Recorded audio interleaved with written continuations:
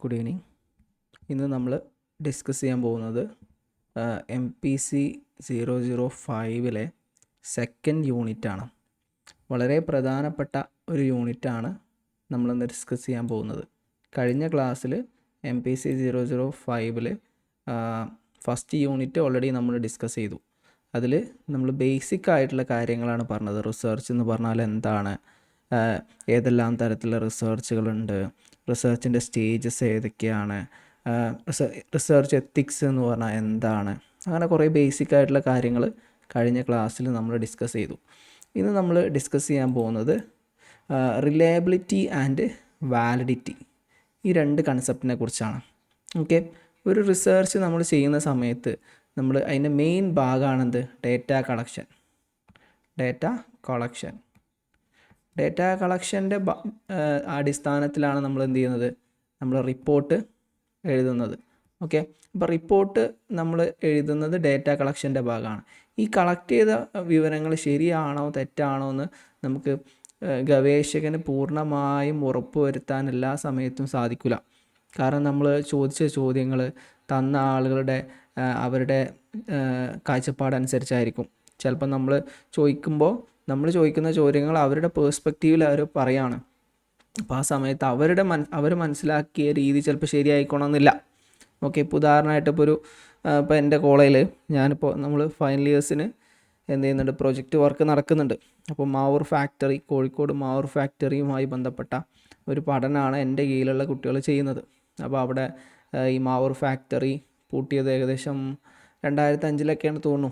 അപ്പോൾ ആ അതിനെക്കുറിച്ച് ഉള്ള ഒരു പഠനമാണ് അവർ സർവേ യൂസ് ചെയ്തുകൊണ്ടാണ് അവർ പഠിക്കുന്നത്. അപ്പോൾ അവർ ഇന്നലെ ഫീൽഡിൽ പോയി, എന്നിട്ട് അവിടെയുള്ള ആളുകളോട് അവർ ചോദിച്ചു, പലതരത്തിലുള്ള വിവരങ്ങൾ ചോദിച്ചു. അപ്പോൾ വ്യത്യസ്ത ആളുകളോട് വിവരങ്ങൾ ചോദിക്കുന്ന സമയത്ത് വ്യത്യസ്ത ഉത്തരങ്ങളാണ് കിട്ടുന്നത്. ഇപ്പോൾ ആ ചുറ്റുപാടുള്ള ആളുകൾ ഈ മാവൂർ ഫാക്ടറിയെക്കുറിച്ച് എന്ത് പറഞ്ഞു, അതിൻ്റെ ഓണേഴ്സ് അവരെന്ത് പറഞ്ഞു, അതിൻ്റെ അവിടെ വർക്കേഴ്സ് എന്ത് പറഞ്ഞു, ഓരോരുത്തരുടെയും വ്യത്യസ്തമായ പേഴ്സ്പെക്റ്റീവായിരിക്കും. ഒരു ഉദാഹരണം പറഞ്ഞാണ്, ഇപ്പോൾ ഒരു സ്ഥാപനം ആ പൂട്ടിയതിനെക്കുറിച്ച് അതിൻ്റെ ഓണേഴ്സിൻ്റെ കാഴ്ചപ്പാട് വ്യത്യസ്തമായിരിക്കും. അവർക്കതിൽ ജസ്റ്റിഫിക്കേഷൻ ഉണ്ടായിരിക്കും. അവിടെയുള്ള ചുറ്റുപാടുള്ള ആളുകളുടെ കാഴ്ചപ്പാട് വ്യത്യസ്തമായിരിക്കും. അവർക്ക് അതിലൊരു നിലപാടുണ്ടായിരിക്കും. തൊഴിലാളികളുടെ കാഴ്ചപ്പാട് വ്യത്യസ്തമായിരിക്കും. അവർക്ക് അതിലൊരു നിലപാടുണ്ടായിരിക്കും. അപ്പോൾ നമ്മൾ ആസ് എ റിസർച്ചർ നമ്മൾ ഡേറ്റ കളക്ട് ചെയ്യുന്ന സമയത്ത് നമ്മൾ എന്ത് ചെയ്യണം, സത്യം എന്താണെന്ന് കണ്ടെത്തണം. ഈ സത്യം എന്ന് പറഞ്ഞാൽ എപ്പോഴും നമ്മൾ മനസ്സിലാക്കുന്ന പോലെ ആയിരിക്കില്ല. ഓക്കെ, നമ്മൾ റിസർച്ച് ചെയ്യുന്ന സമയത്ത് ഒരു ഭാഗം മാത്രമേ മനസ്സിലാക്കാൻ കഴിയുള്ളൂ. നമ്മളിപ്പോൾ പഠിച്ചുകൊണ്ടിരിക്കുന്നത് എന്താണ്, നമ്മൾ സെക്കൻഡ് യൂണിറ്റിൽ ഡിസ്കസ് ചെയ്യുന്നത് റിലയബിലിറ്റി ആൻഡ് വാലിഡിറ്റി എന്ന് പറയുന്ന കൺസെപ്റ്റാണല്ലോ. റിലയബിലിറ്റി, വാലിഡിറ്റി ഇതിനെക്കുറിച്ച് നമ്മൾ ചർച്ച ചെയ്യാൻ പോകുന്നുള്ളൂ. നമ്മൾ ഇൻട്രോ ആണ് പറഞ്ഞത്. അപ്പോൾ റിസർച്ച് ചെയ്യുന്ന സമയത്ത് നമുക്ക് കിട്ടുന്ന വിവരങ്ങൾ ശരിയാണോ അല്ലേ എന്ന് പൂർണ്ണമായിട്ട് നമുക്ക് ഉറപ്പുവരുത്താൻ പരിമിതികളുണ്ട്, അല്ലേ? നമ്മൾ ഒരു ഗവേഷണത്തിലൂടെ കണ്ടെത്തുന്ന വിവരങ്ങൾ നമ്മൾ റിപ്പോർട്ടായിട്ട് പ്രസിദ്ധീകരിക്കുന്ന സമയത്ത് നമുക്ക് കിട്ടിയ സോഴ്സിൻ്റെ ബേസിലാണല്ലോ നമ്മൾ റിപ്പോർട്ടായിട്ട് പ്രസിദ്ധീകരിക്കുക. അത് തന്ന ആളുകളുടെ വിവരങ്ങളുടെ ആക്യുറസി അനുസരിച്ച് നമ്മൾ എന്ത് ചെയ്യും, നമ്മളെ വിവരത്തിലെ ശരി തെറ്റൊക്കെ നമുക്ക് എന്ത് ചെയ്യാൻ പറ്റും, മനസ്സിലാക്കാൻ കഴിയും. ഓക്കെ, അപ്പോൾ ചുരുക്കി പറഞ്ഞാലും നമ്മൾ ഡേറ്റ കളക്ട് ചെയ്യുന്ന സമയത്ത് ഒരു പകുതി ഭാഗം മാത്രമേ എന്ത് ചെയ്യണുള്ളൂ, ഒരു മഞ്ഞുമലയുടെ പകുതി ഭാഗം മാത്രമേ നമ്മൾ മനസ്സിലാക്കുന്നുള്ളൂ. അതിന് ആഴത്തിലുള്ള ഒരുപാട് കാര്യങ്ങൾ അതിലുണ്ടാവും, നമുക്ക് മനസ്സിലാക്കാൻ കഴിയാത്തുണ്ടാവും. അത് നമ്മൾ ശരിയെന്ന് മനസ്സിലാക്കിയത് തെറ്റായിരിക്കും, തെറ്റെന്ന് മനസ്സിലാക്കിയത് ശരിയായിരിക്കും. അപ്പോൾ അതിനെക്കുറിച്ച് പഠിക്കാൻ വേണ്ടിയിട്ട് ഗവേഷകർ ഉപയോഗിക്കുന്ന രണ്ട് ടൂൾസാണെന്ത്, റിലയബിലിറ്റി ആൻഡ് വാലിഡിറ്റി. ആദ്യം നമുക്ക് റിലയബിലിറ്റി എന്താണെന്ന് നോക്കാം. റിലയബിലിറ്റി എന്ന് പറഞ്ഞാൽ എന്താണ് ശരിക്കും? സിമ്പിളായിട്ട് പറയുകയാണെങ്കിൽ റിലയബിലിറ്റി എന്ന് പറഞ്ഞാൽ കൺസിസ്റ്റൻസി എന്നാണ് അതിൻ്റെ വാക്കർത്ഥം. കൺസിസ്റ്റൻസി എന്ന് പറഞ്ഞാൽ എന്താണ്? സിമ്പിളായിട്ട് പറയുകയാണെങ്കിൽ സ്ഥിരത. മലയാളത്തിൽ നമ്മൾ സ്ഥിരത എന്ന് പറയും. ഒരു ടെസ്റ്റ് നമ്മൾ എത്ര പ്രാവശ്യം ചെയ്താലും വീണ്ടും ടെസ്റ്റ് ചെയ്താലും ഒരേ ഉത്തരമാണ് നമുക്ക് കിട്ടുന്നതെങ്കിൽ അതിനെന്ത് പറയും, കൺസിസ്റ്റൻസി എന്ന് പറയും. ഓക്കെ, സൗണ്ട് ഓഫ് ചെയ്യാം. ഇപ്പോൾ നമ്മൾ ഡിസ്കസ് ചെയ്യുന്നത് ജസ്റ്റ് സ്റ്റാർട്ട് ചെയ്തിട്ടുള്ളൂ. യൂണിറ്റ് 2 MPC 5-ലെ യൂണിറ്റ് 2 ഡിസ്കസ് ചെയ്യുന്നത്. യൂണിറ്റ് 2-ൽ നമ്മളെ യൂണിറ്റിൻ്റെ പേര് റിലയബിലിറ്റി ആൻഡ് വാലിഡിറ്റി എന്നാണ്. ഒരു റിസർച്ച് നമ്മൾ ചെയ്യുന്ന സമയത്ത് നമ്മൾ ശേഖരിച്ച വിവരങ്ങൾ ശരിയാണോ തെറ്റാണോ എന്ന് മനസ്സിലാക്കാൻ വേണ്ടിയിട്ട് നമ്മൾ പല മാർഗ്ഗങ്ങൾ യൂസ് ചെയ്യും അല്ലേ. ആ പല മാർഗ്ഗങ്ങളെയാണ് എന്ത് പറയാം, റിലയബിലിറ്റി ആൻഡ് വാലിഡിറ്റി ടെസ്റ്റുകൾ എന്ന് പറയാം. ഓക്കെ, അപ്പോൾ നമുക്ക് നോക്കാം എന്താണ് റിലയബിലിറ്റി ആൻഡ് വാലിഡിറ്റി. ഓക്കെ, അപ്പോൾ ഫസ്റ്റ് റിലയബിലിറ്റി ആൻഡ് വാലിഡിറ്റി എന്നാണ് നമ്മൾ യൂണിറ്റിൻ്റെ പേര് കേട്ടോ. നമ്മൾ മനസ്സിൽ വെക്കണം. ഈ പാഠത്തിൽ നമ്മൾ മെയിനായിട്ട് ഡിസ്കസ് ചെയ്യുന്നത് റിലയബിലിറ്റി എന്താണ്, വാലിഡിറ്റി എന്താണെന്ന് 2 ടോപ്പിക്കാണ്. റിലയബിലിറ്റി എന്ന് പറഞ്ഞാൽ എന്താണ് നമ്മൾ പറഞ്ഞത്, കൺസിസ്റ്റൻസി. ഓക്കെ, റിലയബിലിറ്റി എന്ന് പറഞ്ഞാൽ കൺസിസ്റ്റൻസി. ആ വാക്ക് നിങ്ങൾ എന്ത് ചെയ്യുക, കാണാതെ പഠിച്ചു വെക്കുക. ഈ പാഠം വളരെ സിമ്പിളായിട്ടുള്ള പാഠമാണ്. അത് മലയാളത്തിൽ പറയുകയാണെങ്കിൽ നമുക്ക് മലയാളത്തിൽ ഇപ്പോൾ എന്താ പറയുക, സ്ഥിരത എന്ന് പറയാം. ഓക്കെ, അതിൻ്റെ ഒരു ഡെഫിനിഷൻ നോക്കുകയാണെങ്കിൽ the degree to which an instrument measure the same way each time under the same conditions it is repeatably the measurement. ചുരുക്കി പറഞ്ഞാൽ നമ്മളൊരു സാധനം ടെസ്റ്റ് ചെയ്തു, വീണ്ടും ടെസ്റ്റ് ചെയ്തു, അപ്പോഴൊക്കെ സെയിം ഉത്തരമാണ് കിട്ടുന്നത് വെച്ചാൽ ആ ടെസ്റ്റ് ചെയ്ത ടൂൾ റിലയബിളാണ്, വിശ്വാസയോഗ്യമാണ്. സിമ്പിൾ ഒരു ഉദാഹരണം പറയുകയാണെങ്കിൽ എൻ്റെ വീട്ടിൽ ഞാൻ വെയിറ്റ് നോക്കാൻ വേണ്ടിയിട്ട് ഒരു സാധനം വാങ്ങി. നമ്മൾ ഹൈറ്റും വെയിറ്റ് നോക്കാൻ വേണ്ടി മെഷീൻ വാങ്ങി. എന്നിട്ട് ഞാൻ എന്ത് ചെയ്തു, അതിൽ കയറി നിന്നു. അപ്പോൾ എന്താണ്, എൻ്റെ വെയിറ്റ് 50 കാണിക്കുന്നു, 50 കിലോ. ഞാനൊരു അരമണിക്കൂർ കഴിഞ്ഞ് വീണ്ടും കയറി നിന്നു, അപ്പോഴും 50 കാണിക്കുന്നു. 2 ദിവസം കഴിഞ്ഞപ്പോൾ വീണ്ടും കയറി നിന്നു, അപ്പോഴും 50 കാണിക്കുന്നു. അപ്പോൾ എത്ര പ്രാവശ്യം വീണ്ടും ടെസ്റ്റ് ചെയ്തപ്പോഴും അതേ ഉത്തരം തന്നെ കാണിക്കുകയാണെങ്കിൽ അതിനെന്ത് പറയും, കൺസിസ്റ്റൻസി എന്ന് പറയും.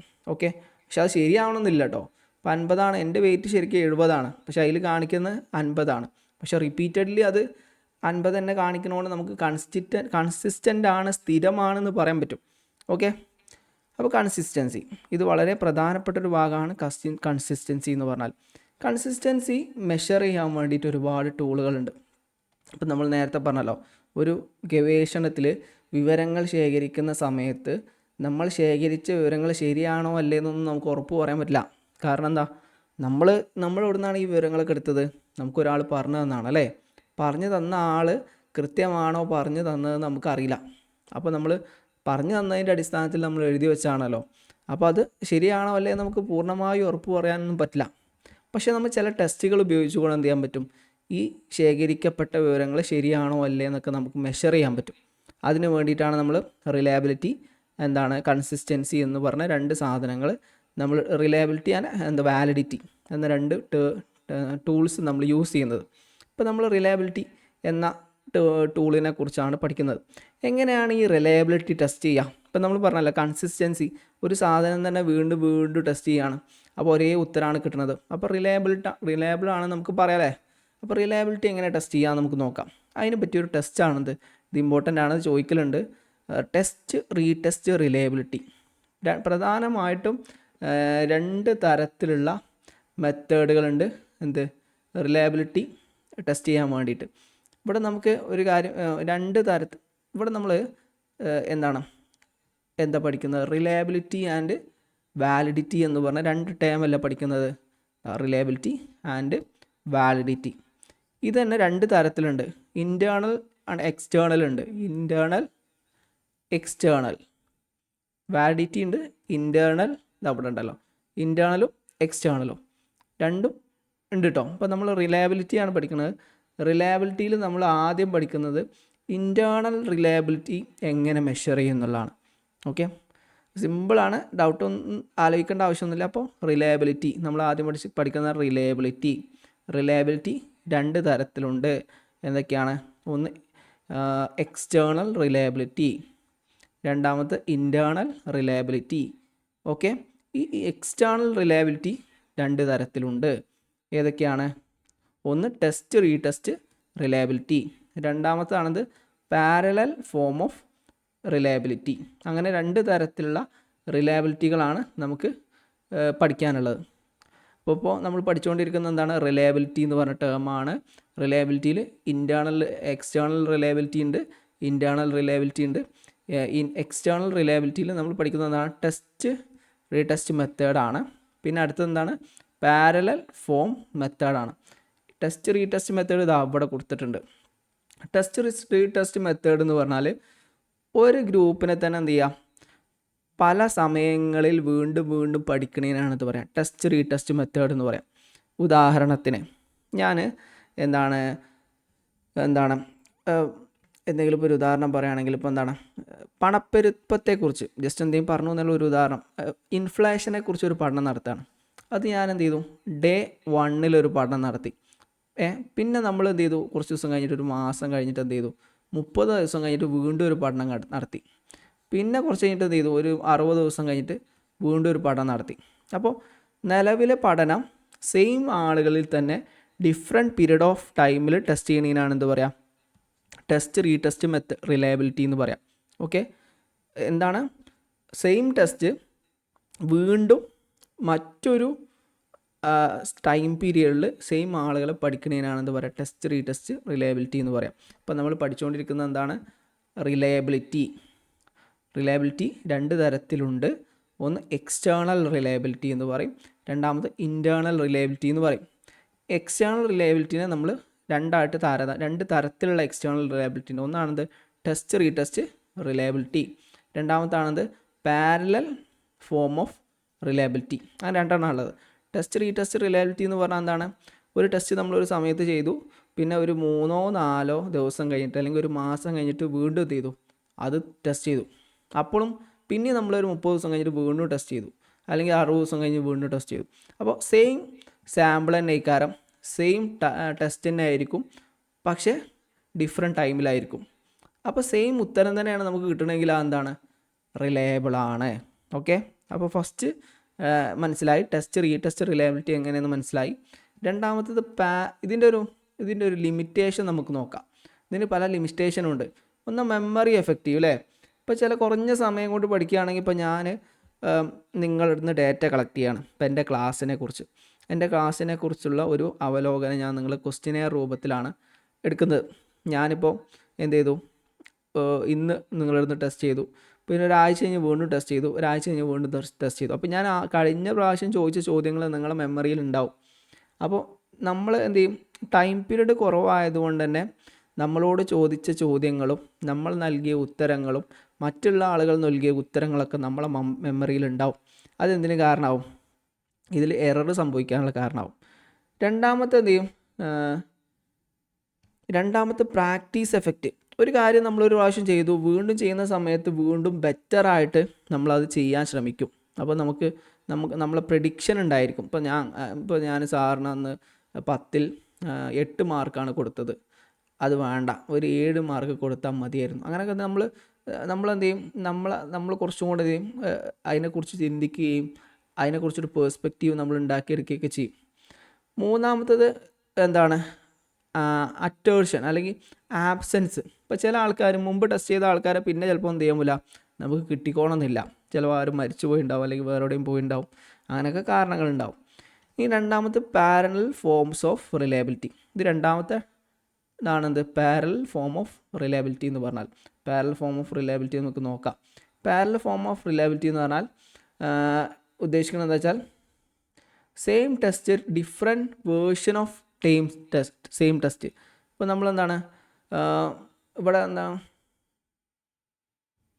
നമ്മൾ ആദ്യം ഒരു ടെസ്റ്റ് ചെയ്തു. ഇപ്പോൾ ഉദാഹരണമായിട്ട് ഞാൻ എന്ത് ചെയ്തു, ഞാൻ ഒരു ക്വസ്റ്റ്യൻ, ഞാൻ ആദിവാസികളെക്കുറിച്ച് ഞാൻ പഠിക്കുകയാണ്. അപ്പോൾ ആദിവാസികളെക്കുറിച്ച് പഠിക്കാൻ വേണ്ടിയിട്ട് ഞാനൊരു ക്വസ്റ്റ്യനെയർ തയ്യാറാക്കി. ആ ക്വസ്റ്റ്യനെയറിൻ്റെ ബേസിലാണ് ഞാൻ വിവരങ്ങൾ ശേഖരിക്കുന്നത്. അതേപോലുള്ള മറ്റൊരു ക്വസ്റ്റ്യനെയറും കൂടി ഞാൻ തയ്യാറാക്കി. സെയിം കണ്ടൻറ്റ് ഉൾക്കൊള്ളുന്ന, സെയിം ഉത്തരങ്ങൾ ഉൾക്കൊള്ളുന്ന മറ്റൊരു സാധനം കൂടെ എന്ത് ചെയ്തു, ഫോം കൂടെ ഞാൻ ഉണ്ടാക്കിയിട്ട് അതും ഞാൻ അവിടെ കൊടുത്തു. അപ്പോൾ 2 ക്വസ്റ്റ്യനെയറിലും ഒരേ ഉത്തരമാണ് എനിക്ക് കിട്ടണമെന്ന് വെച്ചാൽ അത് റിലയബിൾ ആണെന്ന് പറയാൻ പറ്റും. അപ്പോൾ ഞാൻ പറഞ്ഞാൽ മനസ്സിലായിട്ടുണ്ടാവും. ഇപ്പോൾ ഞാൻ വേറൊരു ഉദാഹരണം എടുക്കാം. കേരളത്തിൽ മദ്യപാനത്തെക്കുറിച്ചുള്ള ജനങ്ങളുടെ കാഴ്ചപ്പാട്. അപ്പോൾ അതിനു വേണ്ടി ഞാനൊരു ക്വസ്റ്റ്യനെയർ തയ്യാറാക്കി, 20 ക്വസ്റ്റ്യനുള്ള ഒരു ക്വസ്റ്റ്യനെയർ തയ്യാറാക്കി ഡിസ്ട്രിബ്യൂട്ട് ചെയ്തു. അപ്പോൾ അത് റിലയബിൾ ആണോ എന്ന് അറിയാൻ വേണ്ടിയിട്ട് അതേ ചോദ്യങ്ങൾ ഉൾക്കൊള്ളുന്ന, പക്ഷേ വ്യത്യസ്ത വാക്കുകളിലുള്ള അതേ ചോദ്യങ്ങൾ ഉൾക്കൊള്ളുന്ന പാരലൽ ആയിട്ടുള്ള മറ്റൊരു ക്വസ്റ്റ്യനെയറും കൂടി ഞാൻ ഉണ്ടാക്കിയിട്ട് വിതരണം ചെയ്തു. ഓക്കെ, അപ്പോൾ ചോദ്യങ്ങളുടെ ഉദ്ദേശം സെയിം ആണ്, പക്ഷേ ചോദ്യങ്ങൾ വ്യത്യസ്തമാണ്. അങ്ങനെയുള്ള 2 ഫോം ഉണ്ടാക്കിയിട്ട് ഞാൻ വിതരണം ചെയ്യുകയും ഡാറ്റ കളക്ട് ചെയ്യുകയും ചെയ്യുന്നു. എന്നിട്ട് ഇത് രണ്ടും സെയിം ആണെന്ന് ടെസ്റ്റ് ചെയ്യുന്നു. അപ്പോൾ അതിനാണ് എന്ത് പറയാം, പാരലൽ ഫോംസ് ഓഫ് റിലയബിലിറ്റി എന്ന് പറയാം. ഈ സംഭവം വളരെ സിമ്പിളാണ്. ഒന്നെന്താണ്, ഒരു ടീമിനെ വ്യത്യസ്ത ടെസ്റ്റ് റീടെസ്റ്റ് മെത്തേഡ് പറഞ്ഞാൽ ഒരു ടീമിന് തന്നെ വ്യത്യസ്ത പീരീഡ് ഓഫ് ടൈമിൽ സെയിം സാമ്പിൾ സെയിം ടെസ്റ്റ് എന്ത് ചെയ്യാം വ്യത്യസ്ത ടൈമിൽ. രണ്ടാമത് പാരലൽ ഫോം ഓഫ് റിലയബിലിറ്റി എന്ന് പറഞ്ഞാൽ ഒരു ടീം തന്നെ ആയിരിക്കും, പക്ഷേ ഒരേ സമയത്തായിരിക്കും, പക്ഷേ ചോദ്യങ്ങൾ വ്യത്യസ്തമായിരിക്കും. ഇങ്ങനെ ചെയ്യുന്നതിനാണ് എന്ത് പറയാം, പാരലൽ ഫോം ഓഫ് റിലയബിലിറ്റി എന്ന് പറയാം. പക്ഷേ ഇതിൻ്റെ ഒരു മെയിനായിട്ടുള്ള ഒരു പ്രശ്നം എന്താണെന്ന് വെച്ചാൽ നമുക്ക് എപ്പോഴും ഒരിക്കലും എന്ത് ചെയ്യാൻ പറ്റില്ല, ഒരു ക്വസ്റ്റ്യൻ അതേ ഫോമിലുള്ള വേറെ ക്വസ്റ്റ്യൻ തയ്യാറാക്കുക വലിയ ബുദ്ധിമുട്ടേക്കാരം അല്ലേ. ഞാനിപ്പോൾ ഒരു ക്വസ്റ്റ്യനെയർ ഉണ്ടാക്കി, ആ ക്വസ്റ്റ്യനെയറിന് സെയിം ആയിട്ടുള്ള വേറെ ക്വസ്റ്റ്യനെയർ ഇപ്പോൾ എനിക്ക് ഉണ്ടാക്കാൻ കഴിയുമോ? വലിയ ബുദ്ധിമുട്ടായിരിക്കും. അതിന് വേണ്ടിയിട്ട് കുറേ എഫേർട്ട് എടുക്കേണ്ടി വരും. അപ്പോൾ അതാണ് റിലയബിലിറ്റി എന്ന് പറഞ്ഞാൽ. ഇനി റിലയബിലിറ്റി എസ്റ്റിമേറ്റ് ചെയ്യാൻ വേണ്ടിയിട്ട് നമുക്ക് എന്ത് ചെയ്യാം, ഇനി നമുക്ക് ഇൻറ്റേർണൽ റിലയബിലിറ്റി, ഇപ്പോൾ നമ്മൾ നേരത്തെ പറഞ്ഞു അല്ലേ, റിലയബിലിറ്റി നമുക്ക് എന്ത് ചെയ്യാൻ പറ്റും, 2 തരത്തിൽ മെഷർ ചെയ്യാൻ പറ്റും. ഒന്ന് external reliability measure, internal reliability measure അല്ലേ. എക്സ്റ്റേണൽ നമ്മൾ പറഞ്ഞ എന്താണ്, ഇവിടെ തൊട്ട് മുകളിൽ പറഞ്ഞില്ലേ, ഒന്നെന്താണ് test retest method, parallel form method. ഇനി നമ്മൾ എന്താണ് ഇൻറ്റേർണൽ കൺസിസ്റ്റൻസി അല്ലെങ്കിൽ ഇൻറ്റേർണൽ റിലയബിലിറ്റി. റിലയബിലിറ്റി എന്ന് പറഞ്ഞാൽ കൺസിസ്റ്റൻസി ആണെന്ന് ഓൾറെഡി നമ്മൾ പറഞ്ഞു. റിലയബിലിറ്റി എന്ന് പറഞ്ഞാൽ എന്താ, എത്ര പ്രാവശ്യം ടെസ്റ്റ് ചെയ്താലും ഒരേ ഉത്തരമാണ് കിട്ടണമെങ്കിൽ അതിനെന്ത് പറയും, റിലയബിൾ ആണെന്ന് പറയും. ഞാൻ പുതുതായി വന്ന ആൾക്കാരെ കൂടി ഒന്നുകൂടി പറയാം. ഉദാഹരണമായിട്ട് ഞാൻ എന്ത് ചെയ്തു, ഒരു മെഷീൻ വാങ്ങി വെയിറ്റ് നോക്കാൻ വേണ്ടിയിട്ട്. അപ്പോൾ ഞാൻ ഇപ്പോൾ നോക്കിയപ്പോൾ ഞാൻ 50 കിലോനാണ്. പിന്നെ ഞാൻ എന്ത് ചെയ്തു, ഒരു 2 ദിവസം കഴിഞ്ഞ് നോക്കി, അപ്പോഴും 50 കിലോനാണ്. പിന്നെ ഒരാഴ്ച കഴിഞ്ഞ് വീണ്ടും നോക്കി, അപ്പോഴും 50 കിലോനാണ്. അപ്പം സെയിം ഉത്തരം തന്നെയാണല്ലേ വീണ്ടും വരുന്നത്. പക്ഷേ ഞാൻ 50 കിലോനല്ല, ഞാൻ 70 കിലോ ആണ്. പക്ഷേ 50 കിലോ വീണ്ടും ആവർത്തിക്കുന്നതുകൊണ്ട് നമുക്കെന്താണ്, അത് സ്ഥിരമാണെന്ന് പറയാൻ പറ്റും അല്ലേ. അപ്പോൾ റിലയബിൾ ആണ്, ഉറപ്പാണ്, ശരിയാണോ അല്ലേ നമുക്ക് പറയാൻ പറ്റില്ല, പക്ഷേ അത് റിലയബിൾ ആണ്. ഇങ്ങനെ റിലയബിൾ ആണോ എന്ന് പരിശോധിക്കാൻ വേണ്ടി യൂസ് ചെയ്യുന്ന മെത്തേഡാണ് റിലയബിലിറ്റി ടെസ്റ്റ് എന്ന് പറയാം. 2 തരത്തിലുണ്ട്, ഇൻറ്റേർണൽ റിലയബിലിറ്റി, എക്സ്റ്റേണൽ റിലയബിലിറ്റി ഉണ്ട്. ഇൻറ്റേർണൽ 2 പറഞ്ഞത് ഇതൊക്കെയാണ്, test retest method, parallel form method. Test retest method പറഞ്ഞാൽ ചോദിച്ച ചോദ്യങ്ങൾ തന്നെ ചോദിച്ച ആൾക്കാരോട് തന്നെ ഡിഫറെൻറ്റ് പീരീഡ് ഓഫ് ടൈമിൽ ചോദിക്കാം. പാരലൽ ഫോം ഓഫ് റിലയബിലിറ്റി എന്ന് പറഞ്ഞാൽ എന്താണ്, നമ്മൾ എന്ത് ചെയ്യാം, ഒരേ ടീമിനോട് തന്നെ ഒരേ സമയത്ത് തന്നെ സെയിം ചോദ്യങ്ങളെപ്പോലുള്ള വ്യത്യസ്ത 2 ചോദ്യങ്ങൾ ഉണ്ടാക്കിയിട്ട്, അതായത് ചോദ്യാവലികൾ ക്വസ്റ്റ്യനെയർ ഉണ്ടാക്കിയിട്ട് എന്ത് ചെയ്യുക, ചോദിക്കുക. അതാണ് പാരലൽ ഫോം ഓഫ് റിലയബിലിറ്റി എന്ന് പറയാം. ഇനി ഇൻറ്റേർണൽ കൺസിസ്റ്റൻസി അല്ലെങ്കിൽ ഇൻറ്റേർണൽ റിലയബിലിറ്റി, ഇത് കുറച്ച് മാത്തമാറ്റിക്കൽ ടൂളാണ്. ഇതിനെക്കുറിച്ചൊക്കെ നമുക്ക് എന്ത് ചെയ്യാൻ പറ്റും, സ്റ്റാറ്റിസ്റ്റിക്സിലൊക്കെ ഇതിനെക്കുറിച്ച് കൂടുതൽ നമുക്ക് പറയാനുണ്ട്. ആ സമയത്ത് നമുക്ക് ഇതിൻ്റെ എല്ലാം കൂടെ ഒന്നും നമുക്ക് എക്സാമിന് പഠിക്കാനൊന്നുമില്ല. നമുക്ക് എക്സാമിന് പഠിക്കാനുള്ളത് മാത്രം പഠിക്കാം, പക്ഷേ ഇതിൻ്റെ പേരുകളൊക്കെ നിങ്ങൾ എന്ത് ചെയ്യണം, പഠിച്ചു വെക്കണം. അപ്പോൾ ഇൻറ്റേർണൽ കൺസിസ്റ്റൻസി ഒന്നാമത്തെ മെത്തേഡ്. ഇപ്പോൾ നമ്മൾ എന്താണ് ഇൻറ്റേർണൽ കൺസിസ്റ്റൻസി മെത്തേഡ്. അപ്പോൾ ഇവിടെ പറയുന്ന ഇൻറ്റേർണൽ ടെസ്റ്റ് കൊണ്ട് ഉദ്ദേശിക്കുന്നത് വെച്ചാൽ ഒരു ടെസ്റ്റിനുള്ളിലുള്ള, ഇപ്പോൾ നമ്മളിതൊരു ടെസ്റ്റ് നടത്തുകയാണ്, ഇത് ഒരു സിമ്പിളായിട്ടൊരു ടെസ്റ്റാണെന്ന് കരുതാം. അപ്പോൾ ഈ ടെസ്റ്റിനുള്ളിലുള്ള കാര്യങ്ങൾ തന്നെ കറക്റ്റാണ്. അപ്പോൾ നമ്മൾ ടെസ്റ്റിനെ പല ഭാഗങ്ങളാക്കി നോക്കിക്കഴിഞ്ഞാൽ അതിൻ്റെ ഉള്ളിലുള്ള എല്ലാ വാല്യൂസും അല്ലെ പലതരത്തിലുള്ള ടെസ്റ്റുകളുണ്ട് കേട്ടോ. ഓരോ ടെസ്റ്റുകളും നമ്മൾ ഡീപ്പായിട്ട് മനസ്സിലാക്കിയാലാണ് ഇൻറ്റേർണൽ വാലിഡിറ്റിയെക്കുറിച്ച് വ്യക്തമായിട്ട് മനസ്സിലാവുള്ളൂ. ഒരു ടെസ്റ്റിനുള്ളിൽ തന്നെ പലതരത്തിലുള്ള മെഷർമെൻറ്റ് ടൂളുകളൊക്കെ ഉണ്ടാവും. ഒറ്റ ടെസ്റ്റ് പറഞ്ഞാൽ ഒരു ടെസ്റ്റ് അല്ലല്ലോ. അപ്പോൾ നിങ്ങളെല്ലാവരും ഡിഗ്രിക്ക് PGക്കൊക്കെ ഡിഗ്രി പഠിച്ചതായിരിക്കും. ഡിഗ്രിക്ക് നിങ്ങൾ പഠിച്ച സമയത്ത് നിങ്ങൾ പ്രൊജക്റ്റൊക്കെ ചെയ്തിട്ടുണ്ടാവും കാലിക്കറ്റ് യൂണിവേഴ്സിറ്റിയിൽ. അപ്പോൾ കാലിക്കറ്റ് യൂണിവേഴ്സിറ്റി ആണെങ്കിലും ഏത് യൂണിവേഴ്സിറ്റി ആണെങ്കിലും, അപ്പോൾ പ്രൊജക്റ്റൊക്കെ ചെയ്യുന്ന സമയത്ത് നമ്മളൊരു ടോപ്പിക്കിന് തന്നെ 3-4 ഒബ്ജക്റ്റീവ്സ് ഉണ്ടാവും, മിനിമം 2 ഒബ്ജക്റ്റീവ്സ് ഉണ്ടാവുമല്ലോ. അപ്പോൾ അതിനുള്ളിൽ തന്നെ ഒരു ടെസ്റ്റിനുള്ളിൽ തന്നെ വ്യത്യസ്ത എന്തുണ്ടാവും, ടോപ്പിക്സ് ഉണ്ടായിരിക്കും, ഒബ്ജക്റ്റീവ്സ് ഉണ്ടായിരിക്കും. ഇതൊക്കെ മെഷർ ചെയ്യുന്നത് ഇതിൻ്റെ ഉള്ളിലുള്ള മെഷർമെൻ്റ് ആണ് എന്ത് ചെയ്യുന്നത്, ഇൻറ്റേർണൽ വാലിഡിറ്റിയിലൂടെ മെഷർ ചെയ്യുന്നത്. ഓക്കെ, അപ്പോൾ ഇവിടെ നമ്മൾ എന്ത് ചെയ്യണം, അതിൽ പ്രധാനപ്പെട്ട ഒന്നാണത് split half method. Split half method എന്ന് പറഞ്ഞാൽ നമ്മൾ ക്വസ്റ്റ്യൻസിന് എന്ത് ചെയ്യണം, അപ്പോൾ നമ്മൾ സിമ്പിളായിട്ട് മനസ്സിലാക്കാൻ വേണ്ടി പറയുകയാണ്, നമ്മളൊരു ക്വസ്റ്റ്യനെയർ ഒരു ചോദ്യാവലി എടുത്തു. ചോദ്യാവലി മാത്രമല്ല നമ്മൾ റിസർച്ചിൽ ഉപയോഗിക്കുക, ഇൻ്റർവ്യൂ ഉണ്ട്, ക്വാളിറ്റേറ്റീവ് മെത്തേഡ് ഉണ്ട്, ക്വാണ്ടിറ്റേറ്റീവ് മെത്തേഡ് ഉണ്ട്. ക്വാളിറ്റേറ്റീവ് മെത്തേഡിൽ ഇഷ്ടംപോലെ മെത്തേഡുകളുണ്ട്, എല്ലാം നമുക്ക് തുടർന്ന് പഠിക്കാം. അപ്പോൾ സ്പ്ലിറ്റ് ഹാഫ് മെത്തേഡ് എന്ന് പറഞ്ഞാൽ നമുക്ക് ക്വസ്റ്റ്യൻ കിട്ടിയ ക്വസ്റ്റ്യനെ നമ്മൾ എന്ത് ചെയ്തു, 2ആയിട്ട് ഡിവൈഡ് ചെയ്തു. ഈ 2ആയിട്ട് ഡിവൈഡ് ചെയ്തിട്ട് ഈ 2 ടെസ്റ്റുകളും പ്രത്യേകം നടത്തിയിട്ട് ഇത് രണ്ടും ഈക്വൽ ആയിട്ടാണോ നമുക്ക് കിട്ടുന്നത് നോക്കുക. ഉദാഹരണം ഇപ്പോൾ പെട്ടെന്ന് മനസ്സിലാവാൻ വേണ്ടിയിട്ടാണ് ഉദാഹരണം പറയാം കേട്ടോ.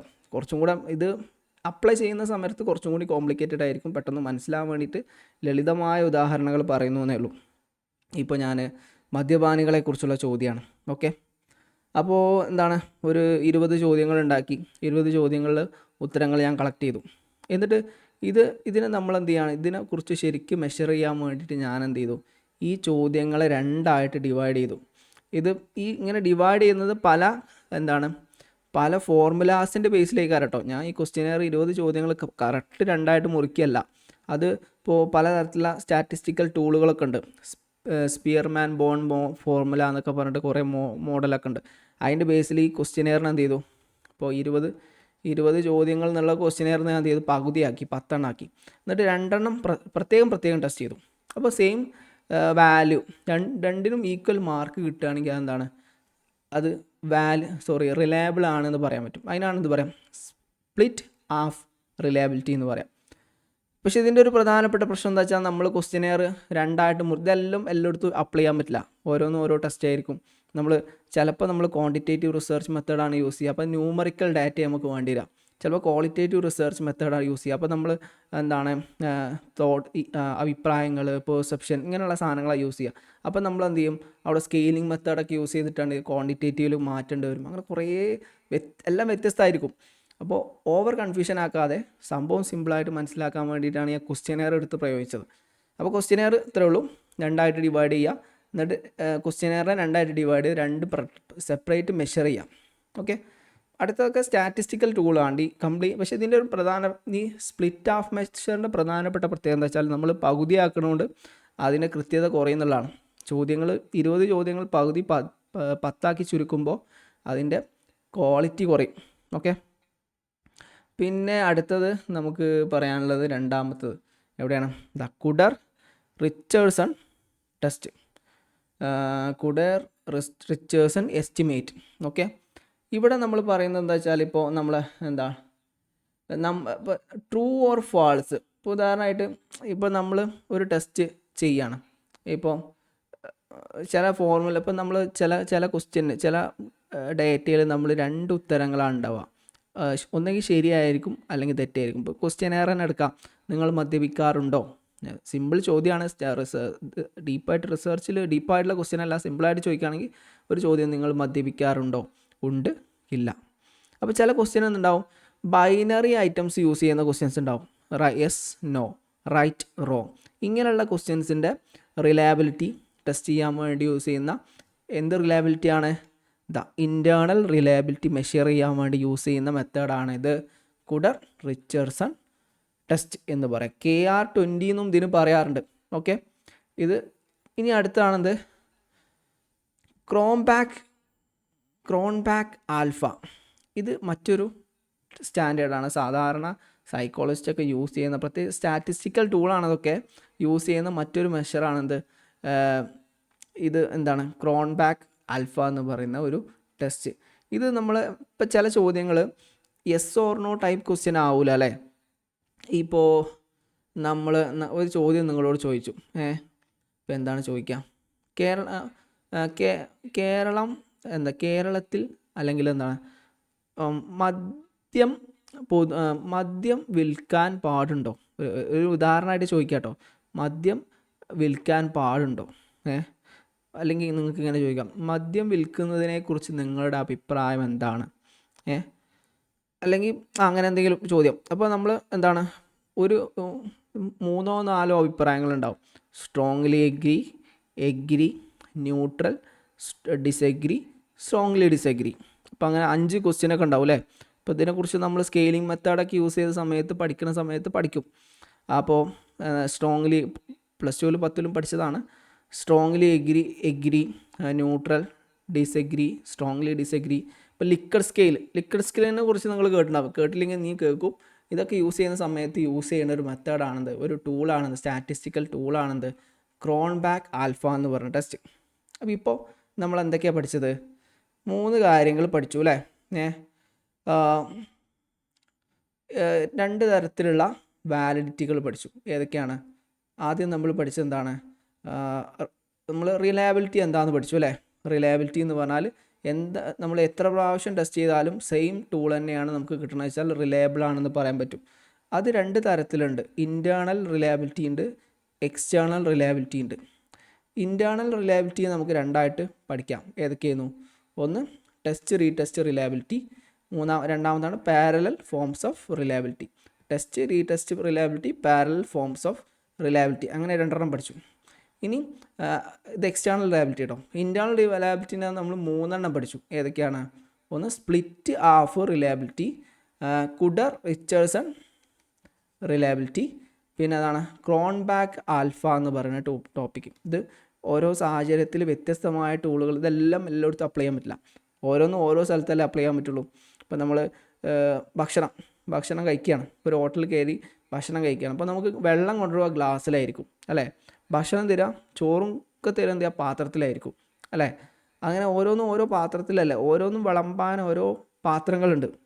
അതേപോലെ തന്നെയാണ് എന്ത് റിസർച്ച് ടൂളുകളും, റിസർച്ച് കളക്ട് ചെയ്യുന്ന രീതികളൊക്കെ ഓരോന്നും വ്യത്യസ്തമായിരിക്കും. അതാണ് ഇങ്ങനെ കുറേ പറഞ്ഞത്. അതെല്ലാം എല്ലായിടത്തും അപ്ലൈ ചെയ്യാൻ പറ്റില്ല. ഇനി നമുക്ക് അടുത്തതെന്ന് പറയാം, വാലിഡിറ്റി എന്താണെന്ന് നോക്കാം. വാലിഡിറ്റി എന്ന് പറഞ്ഞാൽ എന്താണ്? വാലിഡ്. ഞാൻ എന്താണോ പഠിക്കാൻ ഉദ്ദേശിക്കുന്നത് അതന്നെ എനിക്ക് കിട്ടുകയാണെങ്കിൽ അത് വാലിഡ് ആണെന്ന് പറയാം. ഓക്കെ.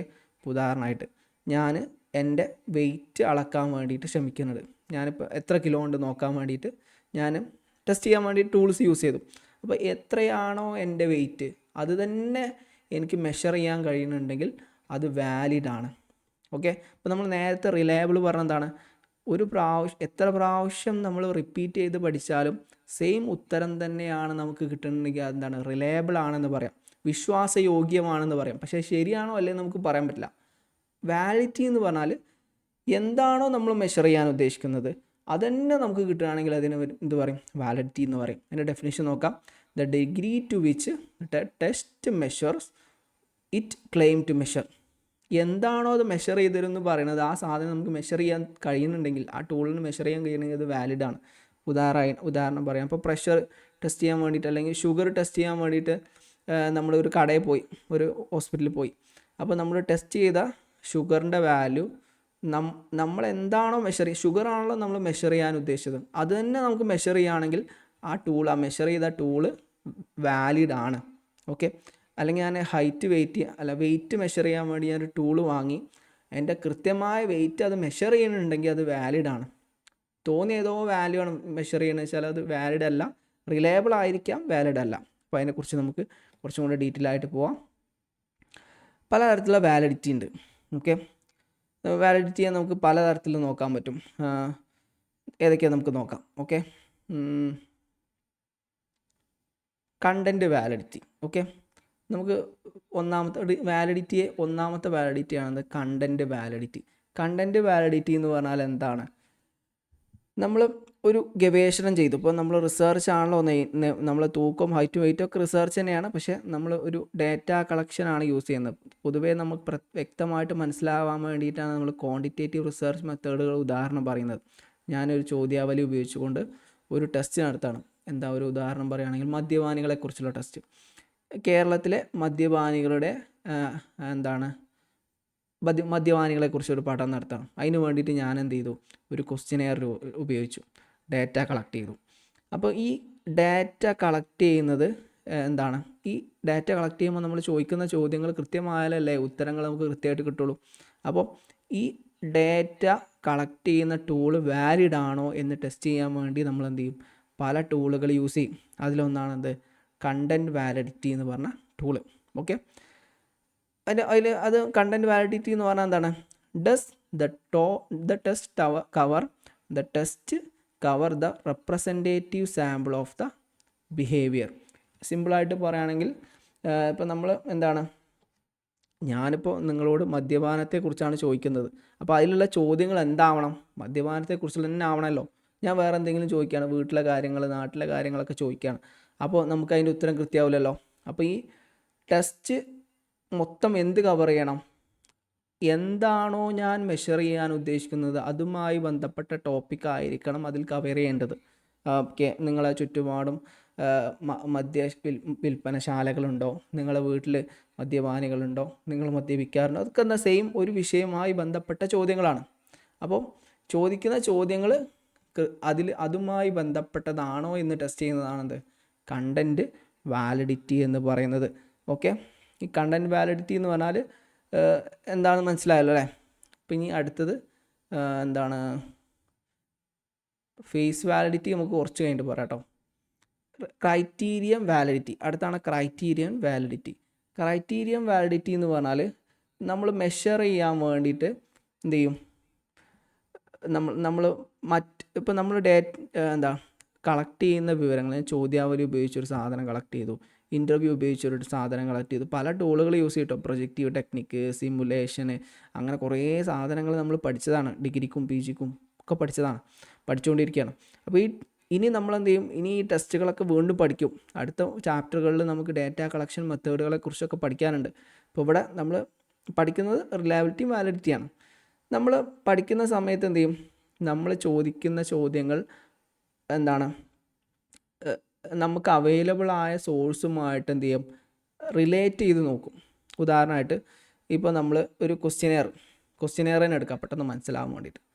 വേറെ ടൂളും യൂസ് ചെയ്യും. ക്വസ്റ്റ്യനിൽ കുറേ ചോദ്യങ്ങൾ ചോദിച്ചു. ഓക്കെ, ഈ ചോദ്യങ്ങൾ നമുക്കൊരു ഉത്തരം കിട്ടി, ഒരു വാല്യൂ കിട്ടി, 10 കിട്ടി. അത് നമ്മൾ മറ്റു മെഷർമെൻറ്റ് ടൂളുകളുമായിട്ട് കമ്പയർ ചെയ്ത് നോക്കാം. ഓക്കെ, ഉദാഹരണമായിട്ട് ഇപ്പോൾ ഞാൻ ഇപ്പോൾ ഒരാളുടെ ആങ്സൈറ്റി ലെവൽ പഠിക്കുകയാണ്. ഇപ്പോൾ ഞാൻ എൻ്റെ ആങ്സൈറ്റി ഒരു വ്യക്തിയുടെ, ഞാനൊരു സൈക്കോളജിസ്റ്റാണ് അല്ലെങ്കിൽ സൈക്കോളജി റിസർച്ച് ചെയ്യുന്ന ഒരാളുടെ ആങ്സൈറ്റി ലെവൽ പഠിക്കുകയാണ്. അപ്പോൾ അതിന് വേണ്ടിയിട്ട് നമ്മൾ പലതരത്തിലുള്ള ടൂളുകൾ അവൈലബിൾ ആണ്, അത് മെഷർ ചെയ്യാൻ പറ്റും. ക്വസ്റ്റ്യനെയർ പോലുള്ള ടൂളുകൾ അവൈലബിൾ ആണ്, അത് വെച്ച് മെഷർ ചെയ്യാൻ പറ്റും. ഇതിന് വേണ്ടിയിട്ട് ഈ ക്രൈറ്റീരിയൻ റിലയബിലിറ്റി 2 തരത്തിലുണ്ട്.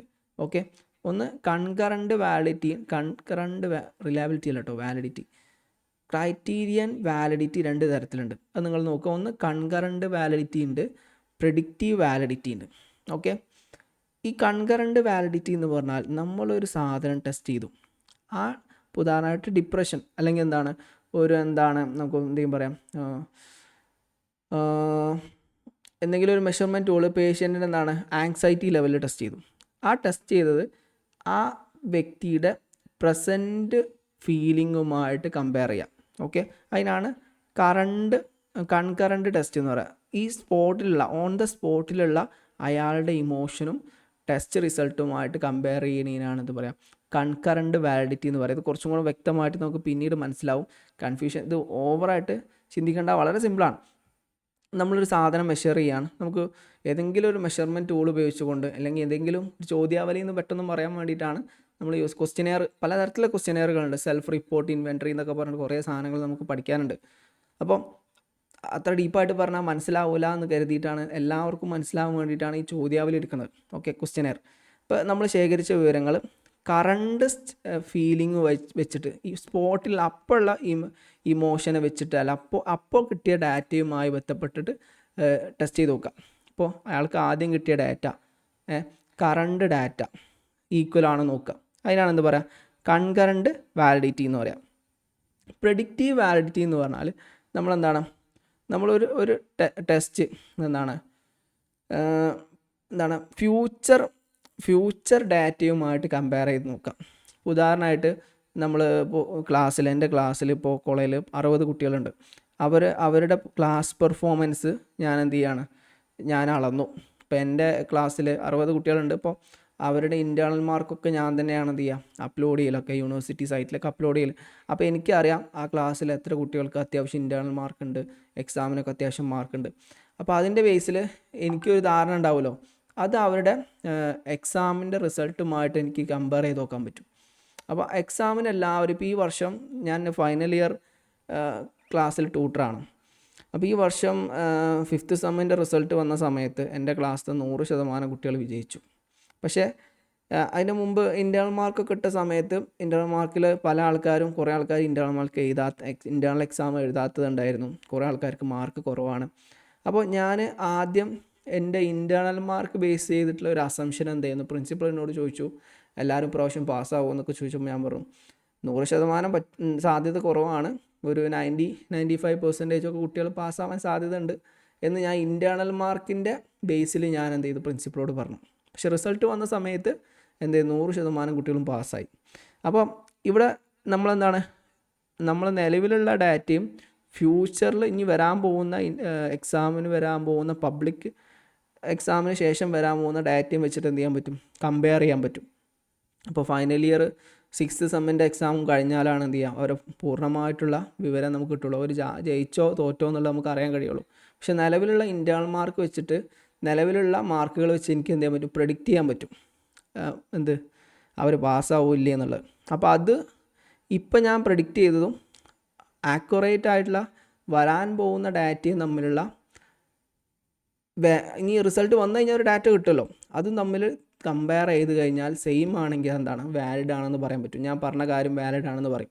ഞാൻ ഇപ്പോൾ പ്രിൻസിപ്പൾ എന്നോട് ചോദിച്ചു, എല്ലാവരും ഈ വർഷം 5th സെമ്മിൽ എല്ലാവരും ജയിക്കുമോ എന്ന് ചോദിച്ചു. ഞാൻ പറഞ്ഞു 2-3 കുട്ടികൾ തോൽക്കാൻ സാധ്യതയുണ്ട്, ബാക്കിയുള്ളവരൊക്കെ ജയിക്കുമെന്ന് പറഞ്ഞു. പക്ഷേ റിസൾട്ട് വന്ന സമയത്ത് അങ്ങനെയല്ല, എല്ലാവരും പാസ്സായി. അപ്പോൾ ഞാൻ മനസ്സിലാക്കിയത് എന്തെല്ലാം, അത് എൻ്റെത് ഞാൻ അസ്യൂം ചെയ്തത് എന്തല്ലായിരുന്നു, വാലിഡ് അല്ലായിരുന്നു. പക്ഷേ അതിന് കുറേ കാരണങ്ങളുണ്ടാവാം. പല ആൾക്കാർ എക്സാം എഴുതിയിട്ടില്ല, പല ആൾക്കാർ സീരിയസ് ആയിട്ട് എടുത്തിട്ടില്ല. ഒരു ഉദാഹരണം പറയാൻ വേണ്ടി പറഞ്ഞതാണ്.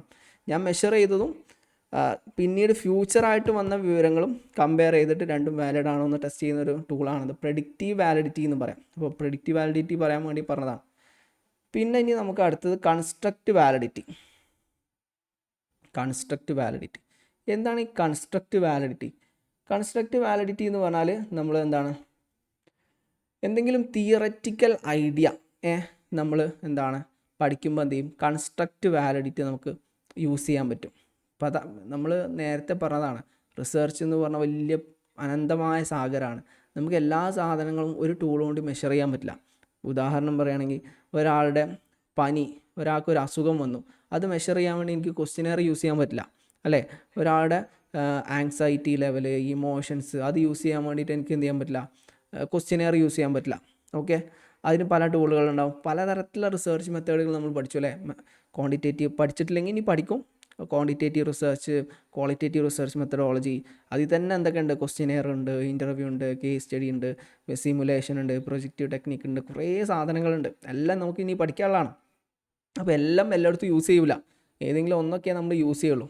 അപ്പോൾ അത് വ്യത്യസ്ത സാഹചര്യങ്ങളിൽ വ്യത്യസ്ത സാധനങ്ങൾ യൂസ് ചെയ്യുന്നു. ഇനി നിങ്ങൾ കുറച്ച് കഴിഞ്ഞാൽ ഇനി MPC 006 പഠിക്കുന്ന സമയത്ത് കുറേ മാത്തമാറ്റിക്കൽ ടൂളൊക്കെ പഠിക്കും.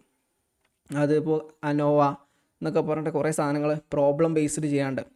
അപ്പോൾ ഈ പ്രോബ്ലമൊക്കെ ഓരോ റിസർച്ച് ഡാറ്റ അനലൈസ് ചെയ്യാൻ വേണ്ടി യൂസ് ചെയ്യുന്ന ടൂളുകളാണ്.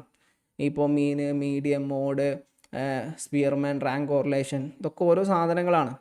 ഓരോന്നും അതിൻ്റെ സ്ഥലത്താണ് നമ്മൾ യൂസ് ചെയ്യുക. എല്ലാം എല്ലായിടത്തും യൂസ് ചെയ്യാൻ പറ്റില്ല. ഓക്കെ, അപ്പോൾ ഇവിടെ കൺസ്ട്രക്റ്റീവ് വാലിഡിറ്റി, നമ്മൾ ഏതെങ്കിലും തിയറി പഠിക്കുകയാണെങ്കിൽ, തിയറിയുടെ വാലിഡിറ്റി പഠിക്കുകയാണെങ്കിൽ നമ്മൾ എന്ത് ചെയ്യും, ഈ കൺസ്ട്രക്റ്റ് വാലിഡിറ്റി യൂസ് ചെയ്യും. പ്രധാനമായിട്ടും 2 തരത്തിലുള്ള വാലിഡിറ്റിയാണ് എന്തിലുണ്ടാവുക, ഈ കൺസ്ട്രക്റ്റ് വാലിഡിറ്റിയിൽ ഉണ്ടാവുക. ഒന്ന് കൺവെർജൻറ്റ് വാലിഡിറ്റി, രണ്ടാമത്താണെന്ത് ഡിസ്ക്രിമിനൻ്റ് വാലിഡിറ്റി. ഇവിടെ കൺവെർജൻറ്റ് വാലിഡിറ്റി എന്ന് പറഞ്ഞാൽ എന്താണ്, ഇവിടെ ഒരു ഇപ്പോൾ നമ്മളിവിടെ എക്സ്പെരിമെൻ്റ് ഒക്കെ ചെയ്യുന്ന സമയത്ത് നമ്മൾ 2 ഉദാഹരണമായിട്ട് ലീഡർഷിപ്പ്, ഇൻ്റലിജൻസ്, ഇങ്ങനെയുള്ള സാധനങ്ങളെക്കുറിച്ച് നമ്മൾ പഠിക്കുകയാണ്. ഓക്കെ, ഇത് തമ്മിൽ ഇപ്പോൾ നമ്മൾ പഠിക്കുന്ന സമയത്ത് ഇപ്പോൾ ലീഡർഷിപ്പും അതുപോലെ തന്നെ ഇൻ്റലിജൻസും ഇത് തമ്മിലുള്ള 2 എന്തായാലും പറയാം, എന്താ പിന്നെ പറയാം, വേരിയബിൾ. 2 വേരിയബിൾ തമ്മിലുള്ള മെഷർമെൻറ്റ് നടക്കുന്ന സമയത്ത് ഈ 2 വേരിയബിളും തമ്മിൽ കണക്റ്റഡ് ആണോ എന്ന് പഠിക്കാൻ വേണ്ടി യൂസ് ചെയ്യണതാണിത് ഈ convergent validity, discriminant validity. Convergent validity പറയുന്നത് 2 ടെസ്റ്റുകൾ യൂസ് ചെയ്യണം. അപ്പോൾ ഇതിന് വേണ്ടിയിട്ട് നമ്മൾ തിയറി മെഷർ ചെയ്യാൻ വേണ്ടി ഇപ്പോൾ നമ്മൾ സ്കൈ സ്ക്വയർ ടെസ്റ്റ്, അല്ലെങ്കിൽ ടി ടെസ്റ്റ്, എഫ് ടെസ്റ്റ് എന്നൊക്കെ പറഞ്ഞ കുറേ സാധനങ്ങൾ നിങ്ങൾക്ക് ഇനി അടുത്ത MPC 006 പറയാനുണ്ട്. അതുകൂടെ മനസ്സിലാക്കിയാലേ ഒരു വ്യക്തമായ ധാരണ കിട്ടുള്ളൂ. അപ്പോൾ വ്യത്യസ്ത ടെസ്റ്റുകൾ, ഇപ്പോൾ ടി ടെസ്റ്റ് എടുക്കാം, എന്താണെന്ന് പിന്നെ പറഞ്ഞുതരാം, അടുത്ത ബുക്കിൽ പഠിക്കാം. ഈ ടി ടെസ്റ്റും എഫ് ടെസ്റ്റും രണ്ട് ടെസ്റ്റ് തമ്മിൽ പഠിക്കുന്ന സമയത്ത് രണ്ടും റിലയബിൾ ആണെങ്കിൽ എന്താണ്, അത് കൺവെർജൻറ്റ് വാലിഡിറ്റി ആണ്. ഇനി രണ്ട് ടെസ്റ്റ് നടത്തുന്ന സമയത്ത് നമുക്ക് എന്ത് ചെയ്യാൻ പറ്റും, ഇപ്പോൾ ഇവിടെ ലീഡർഷിപ്പ് ക്വാളിറ്റിയും അതുപോലെ തന്നെ എന്താ പറഞ്ഞത് ഇൻ്റലിജൻസും രണ്ട് കൺസെപ്റ്റുകളാണ്. ഈ കൺസെപ്റ്റ് തമ്മിലുള്ള റിലേഷൻഷിപ്പ് ഉണ്ട് എങ്കിൽ നമുക്ക് എന്ത് ചെയ്യാൻ പറ്റും, കൺവെർജൻറ്റ് വാലിഡിറ്റി യൂസ് ചെയ്യാൻ പറ്റും.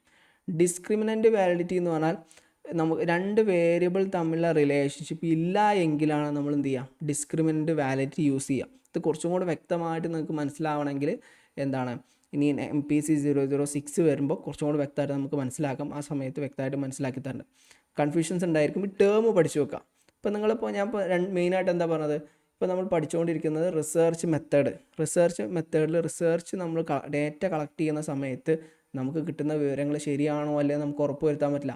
കാരണം ഇത് തരുന്ന അയാളുടെ കാഴ്ചപ്പാടനുസരിച്ചാണ് നമുക്ക് വിവരം കിട്ടുക, അല്ലേ? അപ്പോൾ ഓരോരുത്തരുടെയും പേഴ്സ്പെക്റ്റീവ് അനുസരിച്ച് നമുക്ക് വിവരങ്ങൾ കിട്ടുന്ന സമയത്ത് അത് ശരിയാണോ തെറ്റാണോ എന്ന് ഉറപ്പ് വരുത്താൻ പറ്റില്ലല്ലോ.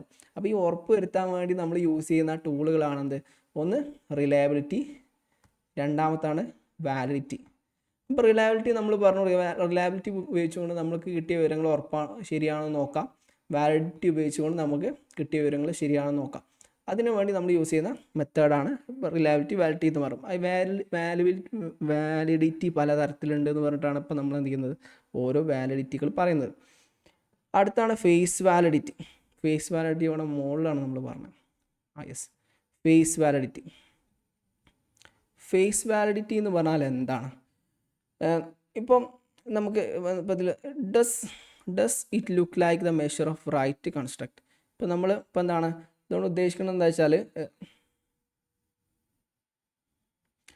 എന്താണ് ഇത് നമ്മൾ ഫേസ് വാലിഡിറ്റി സാധാരണ യൂസ് ചെയ്തൊക്കെ നേരത്തെ പറഞ്ഞ പോലത്തുള്ള വാലിഡിറ്റി തന്നെയാണ്. പക്ഷേ നമ്മൾ മെയിനായിട്ട് qualitative data collection method use ചെയ്തുകൊണ്ട് വിവരങ്ങൾ ശേഖരിക്കുമ്പോൾ യൂസ് ചെയ്യുന്ന ഒരു ടെക്നിക്കാണ് ഫേസ് വാലിഡിറ്റി എന്ന് പറയുന്ന മെത്തേഡ്. ഇപ്പോൾ നമ്മൾ പാർട്ടിസിപ്പൻ്റ് ഒബ്സർവേഷൻ മെത്തേഡൊക്കെ കേട്ടിട്ടുണ്ടാവും അല്ലേ? Participant observation. ഒരു ഉദാഹരണമായിട്ട് ഞാനൊരു ആദിവാസി വിഭാഗത്തെക്കുറിച്ച് പഠിക്കുകയാണ്. അതിന് വേണ്ടിയിട്ട് ഞാൻ എന്ത് ചെയ്തു, അവരുടെ വേഷം ധരിച്ചിട്ട്, അവരോട് ഭക്ഷണം കഴിച്ചിട്ട്, അവരെ ഭാഷ സംസാരിച്ചിട്ട്, അവരെ കൂടെ തന്നെ കുറച്ച് കാലം കഴിഞ്ഞു. അപ്പോൾ എനിക്ക് കിട്ടുന്ന ഒരു വാലിഡിറ്റി ഉണ്ടല്ലോ.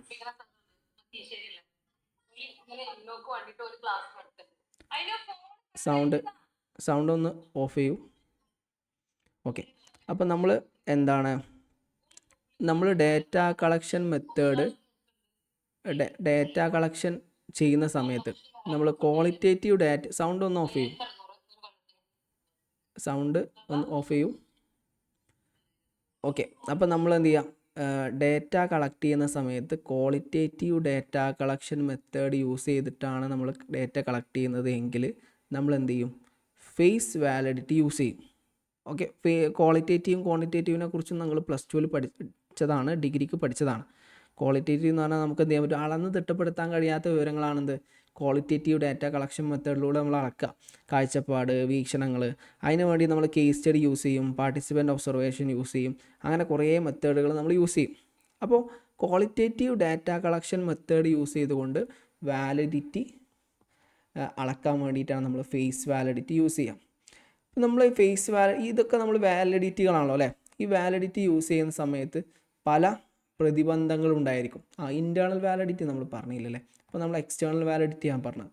ഇൻറ്റേർണൽ വാലിഡിറ്റി എന്ന് പറഞ്ഞാൽ നമ്മൾ ഒരു റിസർച്ച് ചെയ്യുന്ന സമയത്ത് എക്സ്പെരിമെൻ്റ് എടുക്കാം. എക്സ്പെരിമെൻ്റ് മെത്തേഡ്, എക്സ്പെരിമെൻറ്റിനെ കുറിച്ച് നമുക്ക് ഡീറ്റെയിൽ ആയിട്ട് പഠിക്കാം കേട്ടോ. എക്സ്പെരിമെൻറ്റിന് വേരിയബിൾസ് ഉണ്ടായിരിക്കും. വേരിയബിൾസ് എന്ന് പറഞ്ഞാൽ എന്താണ്, ഒന്നിലധികം വാല്യൂസ് ഉള്ളതിനാണ് എന്ത് പറയുക, ഒന്നിലധികം വാല്യൂസ് ഉള്ള കൺസെപ്റ്റിനെയാണ് എന്ത് പറയുക, വേരിയബിൾ എന്ന് പറയാം.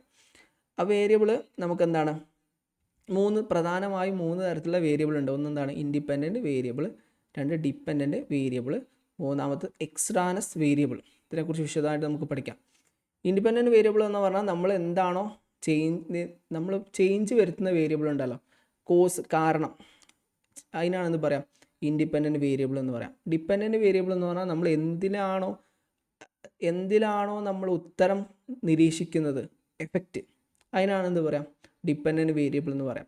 അപ്പോൾ ഈ ഇൻഡിപെൻഡൻറ്റ് വേരിയബിളും ഡിപ്പെൻഡൻറ്റ് വേരിയബിളും തമ്മിലുള്ള റിലേഷൻഷിപ്പാണ് എന്ത് ചെയ്യുക, എക്സ്പെരിമെൻറ്റിൽ പഠിക്കാം. ഉദാഹരണം ഇപ്പോൾ നമുക്ക് പറയാം മൊബൈൽ ഫോണിൻ്റെ ഉപയോഗം വിദ്യാർത്ഥികളുടെ പഠന നിലവാരത്തെ ബാധിക്കുന്നുണ്ടോ? ഓക്കെ, മൊബൈൽ ഫോണും പഠനവും തമ്മിലുള്ള ഒരു പഠനമാണ്, ഒരു ഗവേഷണമാണ് ഞാൻ പഠിക്കുന്നതെന്ന് കരുതാം. അപ്പോൾ ഇവിടെ 2 വേരിയബിളാണുള്ളത്. ഒന്നെന്താണ്? മൊബൈൽ ഫോണിൻ്റെ ഉപയോഗം. രണ്ടാമത്തത് പഠന നിലവാരം. അപ്പോൾ ഞാനിവിടെ പഠിക്കുന്ന മൊബൈൽ ഫോൺ എന്താണ് കാരണം മൊബൈൽ ഫോണിൻ്റെ ഉപയോഗമല്ലേ. അപ്പോൾ ഈ കാരണം എന്ത് പറയും? ഇൻഡിപെൻഡൻറ്റ് വേരിയബിൾ എന്ന് പറയും. ഓക്കെ, അത് എന്താണ് ഔട്ട്കം? റിസൾട്ട് എന്തിലാണ് വരിക? അത് പഠന നിലവാരത്തിലാണ്. അപ്പോൾ ഇവിടെ നമ്മൾ പഠിക്കുകയാണ്, ഇപ്പോൾ മൊബൈൽ ഫോണിൻ്റെ ഉപയോഗം പഠന നിലവാരത്തെ ബാധിക്കുന്നുണ്ടോ എന്ന് ഞാൻ പഠിക്കുകയാണ്. അപ്പോൾ ഞാൻ പഠിക്കുന്ന സമയത്ത് ഞാൻ മൊബൈൽ ഫോണിൻ്റെ ഉപയോഗം നന്നായി ഉപയോഗിക്കുന്ന കുട്ടികളെ നോക്കും, തീരെ ഉപയോഗിക്കാത്ത കുട്ടികളെ നോക്കൂലേ. എന്നിട്ട് ഞാൻ പഠന നിലവാരം നിരീക്ഷിക്കും. എന്നിട്ട് എനിക്കൊരു ഉത്തരം കിട്ടും, മൊബൈൽ ഫോണിൻ്റെ ഉപയോഗം പഠന നിലവാരത്തെ ബാധിച്ചിട്ടില്ല. അപ്പോൾ യഥാർത്ഥത്തിൽ ഞാൻ ഒരു 10 കുട്ടികളെടുത്തു. 10 കുട്ടികൾ നല്ലോണം മൊബൈൽ ഫോൺ ഉപയോഗിക്കുന്ന 10 കുട്ടികളുണ്ട്, തീരെ മൊബൈൽ ഫോൺ ഉപയോഗിക്കാത്ത 10 കുട്ടികളുണ്ട്. അപ്പോൾ അതിൽ നിന്ന് എനിക്ക് എന്ത് കിട്ടി? ഒരു റിസൾട്ട് കിട്ടി. നന്നായി മൊബൈൽ ഫോൺ ഉപയോഗിക്കുന്ന കുട്ടികളുടെ പഠന മാർക്ക് കുറവാണ്, തീരെ മൊബൈൽ ഫോൺ ഉപയോഗിക്കാത്ത 10 കുട്ടികളുടെ മാർക്ക് കൂടുതലാണ്. അതിൽ നിന്ന് ഞാൻ എന്ത് മനസ്സിലാക്കി? മൊബൈൽ ഫോൺ ഉപയോഗിച്ചാൽ മാർക്ക് കുറയുമെന്ന് മനസ്സിലാക്കി. അപ്പോൾ ഈ മൊബൈൽ ഫോൺ എന്തിന് കാരണമായി? പഠന നിലവാരത്തെ ബാധിച്ചു. പക്ഷെ ശരിക്ക് ഈ മൊബൈൽ ഫോൺ തന്നെയാണോ പഠന നിലവാരത്തെ ബാധിച്ചത്? വേറെ എന്തെങ്കിലും കാരണങ്ങളുണ്ടോ എന്ന് ടെസ്റ്റ് ചെയ്യണമെന്ന് എന്ത് പറയാം? ഇൻറ്റേർണൽ വാലിഡിറ്റി ടെസ്റ്റ് എന്ന് പറയും. ഇപ്പോൾ മൊബൈൽ ഫോൺ ആവണമെന്നില്ലല്ലോ. എന്തിന് കാരണം? മാർക്ക് കുറയാൻ കാരണം ആ വ്യക്തിക്ക് എന്തുണ്ടാവും? എന്തെങ്കിലും അസുഖം വന്നിട്ടുണ്ടാവും, അല്ലെങ്കിൽ മാനസിക സമ്മർദ്ദം ഉണ്ടാവും, ടെൻഷൻ ഉണ്ടായിരിക്കും, വീട്ടിലെ പ്രശ്നങ്ങൾ ഉണ്ടായിരിക്കും. അതൊക്കെ എന്തിന് കാരണമാവും? മാർക്ക് കുറയാൻ കാരണമാവും. അപ്പോൾ ഈ ഇൻറ്റേർണൽ വാലിഡിറ്റി എന്ന് പറഞ്ഞാൽ എന്താണ്? നമ്മൾ മെഷർ ചെയ്യാൻ ഉപയോഗിച്ച ഇൻഡിപെൻഡൻറ്റ് വേരിയബിൾ തന്നെയാണോ ഡിപ്പെൻഡൻറ്റ് വേരിയബിളിൻ്റെ എഫക്റ്റിന് കാരണം എന്ന് പരിശോധിക്കണതാണ്. അതായത് മാർക്ക് തന്നെയാണ്, മൊബൈൽ ഫോണിൻ്റെ ഉപയോഗം തന്നെയാണോ മാർക്ക് കൂടാൻ കാരണം, അതോ വേറെ എന്തെങ്കിലും ഉണ്ടോ? ഇത് നോക്കണതിനാണ് ഇത് പറയാം ഇൻറ്റേർണൽ വാലിഡിറ്റി എന്ന് പറയുന്നത്. ഓക്കെ, ഇനി നമുക്ക് അടുത്ത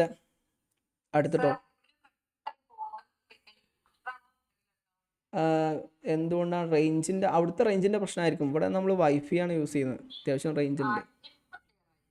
ഓക്കെ, ഇവിടെ നമ്മൾ വൈഫൈ യൂസ് ചെയ്യുന്നതുകൊണ്ട് റേഞ്ചിൻ്റെ പ്രശ്നം ഇവിടെ ഉണ്ടാവാൻ സാധ്യതയില്ല. ഓക്കെ, അപ്പോൾ നമ്മൾ ഇൻറ്റേർണൽ വാലിഡിറ്റി പല കാര്യങ്ങളും എന്തുണ്ടാവും? നമ്മൾ വാലിഡിറ്റി, ഇപ്പോൾ നമ്മൾ ഇൻറ്റേർണൽ വാലിഡിറ്റി ആണല്ലോ പഠിച്ചല്ലേ. ഇൻറ്റേർണൽ വാലിഡിറ്റി നമ്മൾ മെഷർ ചെയ്യുന്ന സമയത്ത് കുറേ പ്രശ്നങ്ങളുണ്ടാവും അല്ലേ. സിമ്പിളായിട്ട് നമ്മൾ ഡേറ്റ കളക്ട് ചെയ്യുന്ന സമയത്ത് നോക്കുക, പല പ്രശ്നങ്ങളുണ്ടാവില്ല. ഒന്ന് മെച്യൂറേഷനാണ്. ആൾക്കാരുടെ വയസ്സ് കൂടുന്നതനുസരിച്ച് എന്ത് ചെയ്യും? ഓലെ മെച്യൂരിറ്റി കൂടും. ഞാനിപ്പോൾ 10 വയസ്സുള്ള ഒരു കുട്ടീനെ പഠിച്ചു. 15 വയസ്സാകുമ്പോൾ ആ കുട്ടിയുടെ മെച്യൂരിറ്റി കൂടും. 20, 30, 40 ഇങ്ങനെ ഏജിനനുസരിച്ച് ഉണ്ടാവും. ഓരോ മെച്യൂരിറ്റി കൂടും ചെയ്യും, കുറയും ചെയ്യും. കാഴ്ചപ്പാടിൽ മാറ്റങ്ങളൊക്കെ വരും അല്ലേ. രണ്ടാമത്തത് എന്താണ്? ഇപ്പോൾ സെലക്ഷൻ ബയാസ്. ഇപ്പോൾ നമ്മൾ എന്താണ്, നമ്മൾ സെലക്ട് ചെയ്യുന്ന സമയത്ത് എന്തുണ്ടാവും? വ്യത്യാസങ്ങളുണ്ടാവും. അപ്പോൾ നമ്മളൊരു സാധനം ടെസ്റ്റ് ചെയ്തു ഒരാൾക്കാരിൽ, വേറെ സാധനം വീണ്ടും ടെസ്റ്റ് ചെയ്യാൻ വേണ്ടി വേറെ ആൾക്കാരെ യൂസ് ചെയ്യുമ്പോൾ എന്തുണ്ടാവും? അതിൽ തെറ്റുകളുണ്ടാവും. പിന്നെ മൂന്നാമത്തെ എന്താണ്? ട്രീറ്റ്മെൻറ്റ്. ഇപ്പോൾ നമ്മൾ യൂസ് ചെയ്യുന്ന നമ്മുടെ ട്രീറ്റ്മെൻറ്റിൻ്റെ സമയത്ത് ആൾക്കാർ അഭിപ്രായങ്ങളൊക്കെ പറയില്ല. ഞാൻ 10 കുട്ടികളിൽ നിന്നാണ് ഡാറ്റ കളക്ട് ചെയ്യാൻ ഉദ്ദേശിച്ചത്. ആദ്യം ഡാറ്റ കളക്ട് ചെയ്തു, പിന്നെ അവരൊക്കെ വീട്ടിലേക്ക് വിട്ടു, പിന്നെ വീണ്ടും ടെസ്റ്റ് ചെയ്യാൻ വേണ്ടി വിളിക്കുന്ന സമയത്ത് ഇവർ തമ്മിൽ എന്തുണ്ടാവും? ഒരു കോണ്ടാക്റ്റ് ഒക്കെ ഉണ്ടാവും. അതിനനുസരിച്ച് ഈ ട്രീറ്റ്മെൻറ്റ് മെത്തേഡ് വരെ തമ്മിൽ എന്തുണ്ടാവും? പരസ്പരം മനസ്സിലാക്കിയെടുക്കുകയൊക്കെ ചെയ്യും. അതിനനുസരിച്ച് റിസൾട്ടിൽ എന്തുണ്ടാവും? മാറ്റങ്ങൾ വരും. പിന്നെ ആൾക്കാരുടെ ആളുകളുടെ കാഴ്ചപ്പാടിലും ഹിസ്റ്ററിയിലൊക്കെ ചേഞ്ച് വരും ദിവസം അങ്ങനെ കൂടുന്നതനുസരിച്ച്. പിന്നെ ആൾക്കാർ മരിച്ചു പോകാനുള്ള സാധ്യത ഉണ്ട്. പിന്നെ ഓരോ ആൾക്കാർ നമ്മളെ കാഴ്ചപ്പാട്, ഇൻസ്ട്രുമെൻറ്റിൽ മാറ്റങ്ങൾ വന്നത്, അങ്ങനെ കുറേ കാര്യങ്ങൾ എന്തിനുണ്ടാവും? ഈ വാലിഡിറ്റി മെഷർ ചെയ്യുന്ന സമയത്ത് ഉണ്ടായിരിക്കും. ഓക്കെ, ഇനി ഇങ്ങനെ വരുന്ന സമയത്ത് നമ്മൾ എന്ത് ചെയ്യണം? നമ്മൾ പലതരത്തിൽ ഇനിയിപ്പോൾ ഇൻസ്ട്രുമെൻറ്റ് യൂസ് ചെയ്യുകയാണെങ്കിലും ഒക്കെ എന്തുണ്ടാവും? കുറേ കാര്യങ്ങളുണ്ടായിരിക്കും. പിന്നെ അതേപോലെ തന്നെ ഇനി എക്സ്റ്റേണൽ വാലിഡിറ്റിയിൽ വരുന്ന പ്രധാനപ്പെട്ട പ്രശ്നങ്ങൾ, ഇപ്പോൾ നമ്മൾ ഉദാഹരണമായിട്ട് നമ്മൾ ജനറലൈസ് ചെയ്യുമല്ലോ. അപ്പോൾ ചില കാര്യങ്ങൾ നമ്മൾ പഠിച്ചിട്ട്, ഇപ്പോൾ ഒരു താറാവുകളെല്ലാം വെളുത്തതാണോ അല്ലെങ്കിൽ എല്ലാ താറാവുകളും വെളുത്തതാണോ എന്നൊരു പഠനം ഞാൻ നടത്തി. ഓക്കെ, അപ്പോൾ ഞാൻ ആദ്യം ഒരു താറാവിനെ നോക്കി, അതും വെളുത്തതാണ്. കുറേ പേർ 10 താറാവുകളെ നോക്കി, അതൊക്കെ വെളുത്തതാണ്. 100 നോക്കി, അതൊക്കെ വെളുത്തതാണ്. അപ്പം 100 താറാവിനെ നോക്കിയിട്ട് എല്ലാം വെളുത്തതാണെന്ന് എഴുതിയിട്ട് നമുക്ക് എന്ത് ചെയ്യാൻ പറ്റില്ല, എല്ലാ താറാവുകളും വെളുത്തതാണെന്ന് പറയാൻ പറ്റില്ല. സ്പെസിഫിക് ആണതല്ലേ. അത് അങ്ങനെ മെഷർ ചെയ്യുന്ന സമയത്ത് മിസ്റ്റേക്ക് വരും. ചിലപ്പോൾ ശരിയായിരിക്കാം, ചിലപ്പോൾ എന്തുണ്ടാവും, മിസ്റ്റേക്ക് വരും. പിന്നെ അതുപോലെ നമ്മൾ ലാബിൽ നമ്മൾ പല സാധനങ്ങൾ പഠിക്കുന്ന സമയത്ത് റിയൽ ലൈഫിൽ എന്തുണ്ടാവില്ല, ആ ലാബിൽ പഠിച്ച കാര്യങ്ങൾ കൃത്യമായിട്ട് പറയാൻ പറ്റില്ല. ഓക്കെ, അത് പ്രധാനമായിട്ടുള്ള മറ്റൊരു പ്രശ്നമാണ്. പിന്നെ പ്രീ ടെസ്റ്റ് എഫക്റ്റ്. ഇപ്പം നമ്മൾ എന്താണ് ഒരു ടെസ്റ്റ് ചെയ്തു, അത് നമ്മൾ എന്ത് ചെയ്യുക, ഇപ്പോൾ നമ്മൾ ഒരു ടെസ്റ്റ് ചെയ്തിട്ട് വീണ്ടും ടെസ്റ്റ്, ഇപ്പോൾ ഉദാഹരണം നടക്കുകയാണ്, ഒരു ഓട്ട മത്സരം നടക്കുക. ഇപ്പോൾ ഞാൻ എന്ത് ചെയ്തു, 100 മീറ്റർ ഓട്ടത്തിന് പങ്കെടുത്ത് 100 മീറ്റർ ഓടി. അതിനുശേഷം വീണ്ടും ഞാൻ അതിൽ നിന്ന് എന്ത് ചെയ്തു, ഞാൻ ഇത്ര മിനിറ്റ് കൊണ്ട് 1 മിനിറ്റ് കൊണ്ട് ഇത്ര കിലോമീറ്റർ അല്ല ഇത്ര മീറ്റർ ഓടി എന്നൊരു അളവ് കിട്ടി. ഒരു ഉദാഹരണം പറയുകയാണ്, ഒരു 100 മീറ്ററിൻ്റെ ടെസ്റ്റിൽ ഞാൻ എന്ത് ചെയ്തു, 1 കിലോമീറ്റർ സഞ്ചരിച്ചു. വീണ്ടും അയാളെ കൊണ്ട് വീണ്ടും അത് ശരിയാണോ എന്ന് ഉറപ്പ് വരുത്താൻ വേണ്ടി വീണ്ടും 100 മീറ്റർ ഓടിക്കുന്ന സമയത്ത് നേരത്തെ ഓടിയതിൻ്റെ ക്ഷീണം അയാൾക്ക് ഉണ്ടാവുമല്ലോ. അപ്പോൾ എന്തുണ്ടാവും, എനിക്ക് 1 കിലോമീറ്റർ ഓടാൻ പറ്റില്ല, അര കിലോമീറ്ററോ 3/4 കിലോമീറ്ററൊക്കെ ഓടാൻ പറ്റുള്ളൂ. അങ്ങനെ ഒന്നുണ്ടാവും. അങ്ങനെയുള്ള തെറ്റുകളും മിസ്റ്റേക്കുകളൊക്കെ സംഭവിക്കാൻ സാധ്യതയുണ്ട്. അപ്പോൾ ചുരുക്കി പറഞ്ഞാൽ നമ്മൾ ആസ് എ റിസർച്ചിൽ ഏറ്റവും പ്രധാനപ്പെട്ട ഒരു ഭാഗമാണ്, ഇത് എല്ലാ വർഷവും ചോദിക്കുന്ന ചോദ്യമാണ് റിലയബിലിറ്റി, വാലിഡിറ്റി എന്ന് പറഞ്ഞാൽ. ഞാൻ റിസർച്ച് ചെയ്യുന്ന സമയത്ത് കൺക്ലൂഡ് ചെയ്യാണ്, റിസർച്ച് ചെയ്യുന്ന സമയത്ത് നമ്മൾ ശേഖരിക്കുന്ന വിവരങ്ങൾ ശരിയാണോ തെറ്റാണോ എന്ന് മനസ്സിലാക്കാൻ വേണ്ടിയിട്ട് യൂസ് ചെയ്യുന്ന മെത്തേഡാണ് എന്ത്, റിലയബിലിറ്റി ആൻഡ് വാലിഡിറ്റി എന്ന് പറഞ്ഞ 2 മെത്തേഡുകൾ. ഓക്കെ, റിലയബിലിറ്റി എന്ന് പറഞ്ഞാൽ നമ്മൾ എന്താണോ മെഷർ ചെയ്യാൻ ഉദ്ദേശിക്കുന്നത്, വാലിഡിറ്റി എന്ന് പറഞ്ഞാൽ എന്താണോ നമ്മൾ മെഷർ ചെയ്യാൻ ഉദ്ദേശിക്കുന്നത് അതുതന്നെ നമുക്ക് മെഷർ ചെയ്യാൻ പറ്റുകയാണെങ്കിൽ അതെന്താണ്, വാലിഡാണ്. റിലയബിലിറ്റി എന്ന് പറഞ്ഞാൽ എത്ര പ്രാവശ്യം മെഷർ ചെയ്താലും സെയിം വാല്യൂ തന്നെ കിട്ടണമെങ്കിൽ അത് റിലയബിൾ ആണ്. അപ്പോൾ ഇത് രണ്ടും ടെസ്റ്റ് ചെയ്യാൻ വേണ്ടിയിട്ട് പലതരത്തിലുള്ള ടൂളുകൾ യൂസ് ചെയ്യും. ഇതെന്തിനാണ് പലതരത്തിലുള്ള ടൂളുകൾ യൂസ് ചെയ്യുന്നത്, ഒന്ന് പോരെ എന്ന് ചോദിക്കുകയാണെങ്കിൽ നമ്മൾ ഡാറ്റ കളക്ട് ചെയ്യുന്ന ഡാറ്റാസ് വ്യത്യസ്ത രീതിയിലായിരിക്കും. ഞാൻ നേരത്തെ പറഞ്ഞല്ലോ, നമ്മളിപ്പോൾ ഒരു ഹോട്ടലിൽ കയറി ഭക്ഷണം കഴിക്കുമ്പോൾ നമ്മൾ ജ്യൂസ് പറഞ്ഞു, ബിരിയാണി പറഞ്ഞു, ഐസ്ക്രീം പറഞ്ഞു. ഇപ്പോൾ ജ്യൂസ് നമുക്ക് ഗ്ലാസ്സിലാണ് തരിക അല്ലേ, ബിരിയാണി നമുക്ക് പാത്രത്തിൽ തരും, ഐസ്ക്രീം നമുക്ക് ബോളിൽ തരും. ജ്യൂസ് എന്തുകൊണ്ട് പാത്രത്തിൽ തന്നില്ല, കാരണം അത് പാത്രത്തിൽ പറ്റില്ല, ഗ്ലാസ്സിലേ പറ്റുള്ളൂ. അതുപോലെ തന്നെ ചോറ് എന്തുകൊണ്ട് നമുക്ക് ഗ്ലാസ്സിൽ തന്നില്ല, അത് പാത്രത്തിൽ തന്നു, അത് പാത്രത്തിൽ തരാൻ പറ്റിയ സാധനമാണ്. അതേപോലെ തന്നെ റിസർച്ചിൽ നമ്മൾ യൂസ് ചെയ്യുന്ന ഡാറ്റാസ്, പലതരത്തിലുള്ള ഡാറ്റാസ് ഉണ്ടാവും, പല രീതിയിലാണ് ഇത് മെഷർ ചെയ്യുക. ഓരോന്നും അതിൻ്റേതായ രീതിയിൽ മെഷർ ചെയ്തുകൊണ്ട് തന്നെ എന്ത് ചെയ്യണം, റിലയബിൾ ആണോ വാലിഡ് ആണോ എന്ന് ഉറപ്പ് വരുത്തണം. അപ്പോൾ ഇത്രയേ ഉള്ളൂ, നമ്മൾ ക്ലാസ് ഇത്രയാണ് നമ്മളെ യൂണിറ്റ് 2 ഡിസ്കസ് ചെയ്യാനുള്ളത്. നിങ്ങൾക്ക് എന്തെങ്കിലും സംശയം ഉണ്ടെങ്കിൽ ചോദിക്കാം. വളരെ എളുപ്പത്തിലുള്ള ടോപ്പിക്കാണ് ഈ റിസർച്ച് മെത്തേഡ് എന്ന് പറഞ്ഞാൽ. വളരെ എളുപ്പമാണ്, നമ്മൾ വളരെ എളുപ്പത്തിൽ മാർക്ക് സ്കോർ ചെയ്യാൻ പറ്റും. പക്ഷേ ഇതിൻ്റെ ഒരു പ്രധാനപ്പെട്ട പ്രശ്നം എന്താണെന്ന് വെച്ചാൽ ഇതിൽ കുറേ ടെക്നിക്കൽ ടേംസ് ഉണ്ട്.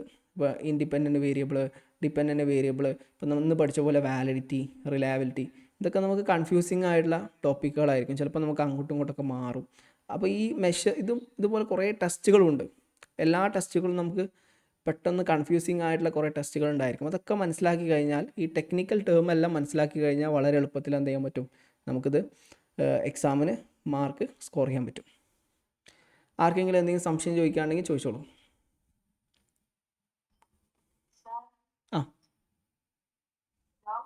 പറഞ്ഞോളൂ.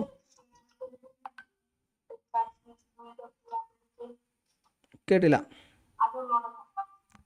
ഒന്നുകൂടി പറയൂ.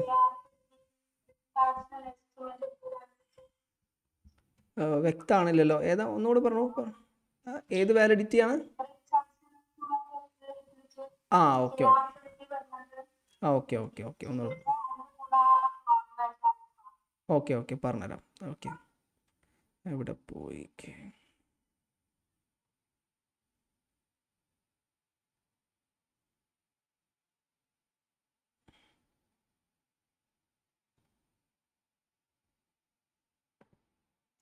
ഇതല്ലേ കുഡർ റിച്ചാർഡ്സൺ വാലിഡിറ്റി അല്ലേ പറഞ്ഞത്?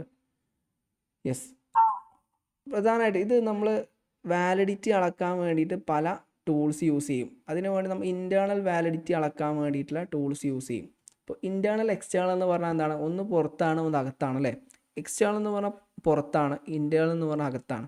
നമ്മളൊരു റിസർച്ച് കളക്ട് ചെയ്യുന്ന റിസർച്ചിന് വേണ്ടി ഡാറ്റ കളക്ട് ചെയ്യുന്ന സമയത്ത് നമ്മൾ ഒരു ഡാറ്റ കളക്ട് ചെയ്യാൻ വേണ്ടി യൂസ് ചെയ്യുന്ന ടൂള്, ആ ടൂളിൻ്റെ റിലയബിലിറ്റി അളക്കാൻ വേണ്ടിയിട്ടാണ് ഇവിടെ ഇത് യൂസ് ചെയ്യുന്നത്. ഓക്കെ, ഇപ്പോൾ ഉദാഹരണമായിട്ട് ക്വസ്റ്റ്യനെയർ ഒരു ടൂളാണെന്ന് എടുക്കാം.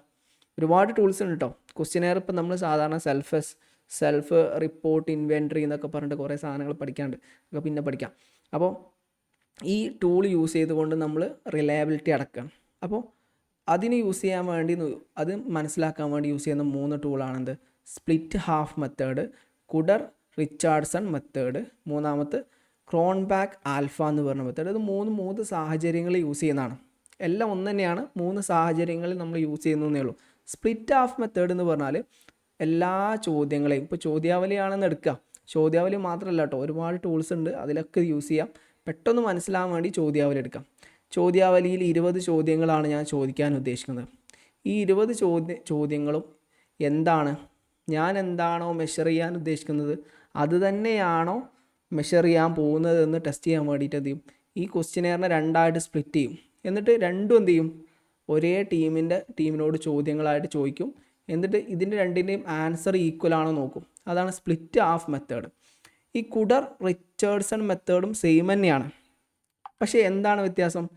ബൈനറി ഐറ്റംസ് ഉണ്ടെങ്കിലാണ് അത് യൂസ് ചെയ്യാം. ഉദാഹരണമായിട്ട് ഞാൻ ചോദ്യാവലിനെ യൂസ് ചെയ്യുന്നത്. ചോദ്യാവലിയുടെ ചോദ്യങ്ങൾക്ക് 2 ഉത്തരങ്ങളാണ് വരുന്നതെങ്കിൽ, ഉദാഹരണമായിട്ട് നിങ്ങൾ മദ്യപിക്കാറുണ്ടോ? ഉണ്ട്, ഇല്ല. മദ്യപാനത്തെക്കുറിച്ച് നിങ്ങൾ എന്താണ് കരുതുന്നത്? മദ്യപാനം നല്ലതാണോ? ശരിയാണ്, ശരിയല്ല. അപ്പോൾ റൈറ്റ്, റോങ്. ഇതിനെ ബൈനറി ഐറ്റംസ് എന്നാണ് പറയാം. അതിനെക്കുറിച്ച് നമുക്ക് ഡീറ്റെയിൽ ആയിട്ട് പറയാം.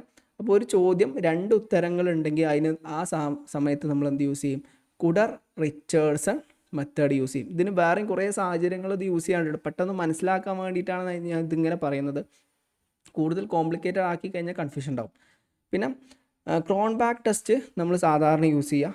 ലിക്കഡ് സ്കെയിൽ പോലുള്ള, ലിക്കഡ് സ്കെയിൽ എന്ന് പറഞ്ഞാൽ നമ്മൾ ഒന്നിലധികം 2ൽ കൂടുതൽ ഓപ്ഷൻസ് ഉണ്ടെങ്കിലാണ് അത് യൂസ് ചെയ്യുക. ഉദാഹരണമായിട്ട് മദ്യപാനത്തെക്കുറിച്ച് നിങ്ങളുടെ കാഴ്ചപ്പാട് എന്താണ്? അപ്പോൾ അതിന് ഉത്തരം agree, strongly agree, neutral, disagree, strongly disagree. അല്ലെങ്കിൽ സിമ്പിളായിട്ടൊരു ഉദാഹരണം പറയാം. നിങ്ങൾ ഫ്ലിപ്കാർട്ടിൽ നിന്നോ ആമസോണിൽ നിന്നോ ഒരു സാധനം വാങ്ങിയപ്പോൾ നിങ്ങൾ എന്ത് ചെയ്തു? നിങ്ങളുടെ ഒപ്പീനിയന് വേണ്ടിയിട്ട് 5 സ്റ്റാറുകൾ കൊടുക്കാനുണ്ടാവുമല്ലോ. അപ്പോൾ നിങ്ങൾ 1 സ്റ്റാറല്ല, 1 star, 2 star, 3 star, 4 star, 5 star. അപ്പോൾ 5 വാല്യൂസ് ആയിട്ട് എന്ത് ചെയ്യുന്നുണ്ട്? അതിനെ നമുക്ക് മെഷർ ചെയ്യാൻ പറ്റും. അങ്ങനെ 2ൽ കൂടുതൽ വാല്യൂ ആയിട്ട് ഒരു ചോദ്യത്തെ നമുക്ക് മെഷർ ചെയ്യാൻ പറ്റുന്നുണ്ടെങ്കിൽ അവിടെ നമ്മൾ വാലിഡിറ്റിക്ക് യൂസ് ചെയ്യുന്ന ടൂളാണ് എന്ത്? ക്രോൺബാക്ക് ആൽഫ എന്ന് പറയുന്ന ടൂള്. ഇത് നമ്മൾ അപ്ലൈ ചെയ്ത് പഠിക്കുമ്പോഴാണ് ശരിക്കും വ്യക്തമായിട്ട് മനസ്സിലാവുള്ളൂ. ഇത്ര മനസ്സിലാക്കുക. ഒന്ന്, 2 binary items, options binary items ആണെങ്കിൽ നമ്മൾ കുഡർ റിച്ചാർഡ്സൺ യൂസ് ചെയ്യും, അല്ലെങ്കിൽ എന്താണ്? ക്രോൺബാക്ക് ആൽഫ യൂസ് ചെയ്യും. ഓക്കെ, ക്ലിയർ ആണെന്ന് വിചാരിക്കുന്നു. ഓക്കെ, ഇനി ആർക്കെങ്കിലും എന്തെങ്കിലും സംശയങ്ങൾ ചോദിക്കാനുണ്ടോ? ഇതിൻ്റെ ഒരു റിസർച്ചിൻ്റെ ഒരു പ്രത്യേകത എന്ന് വെച്ചാൽ ഒരു പാഠത്തിലെല്ലാം ഉൾക്കൊള്ളുമല്ലോ. ഇതിൻ്റെ ബാക്കി അടുത്ത പാഠങ്ങളായിരിക്കും വരിക. പിന്നെ ഇതിൻ്റെ കുറേ ഭാഗങ്ങൾ നമുക്ക് ഇനി MPC 006 പറയാനുണ്ട്. അപ്പോൾ ഇതെല്ലാം കണക്റ്റഡ് ആണ്. നമുക്ക് ലാസ്റ്റ് കൺക്ലൂഡ് ചെയ്യുന്ന സമയത്ത് എല്ലാം കൂടെ എന്ത് ചെയ്യാം? ഒന്നിച്ച് കണക്ട് ചെയ്യാം. അപ്പോഴാണ് ഒരു ധാരണ കിട്ടുള്ളൂ. അപ്പോൾ നമുക്ക് വൈൻഡപ്പ് ചെയ്യാം. ക്ലാസ്സിൽ പങ്കെടുത്ത എല്ലാവർക്കും നന്ദി.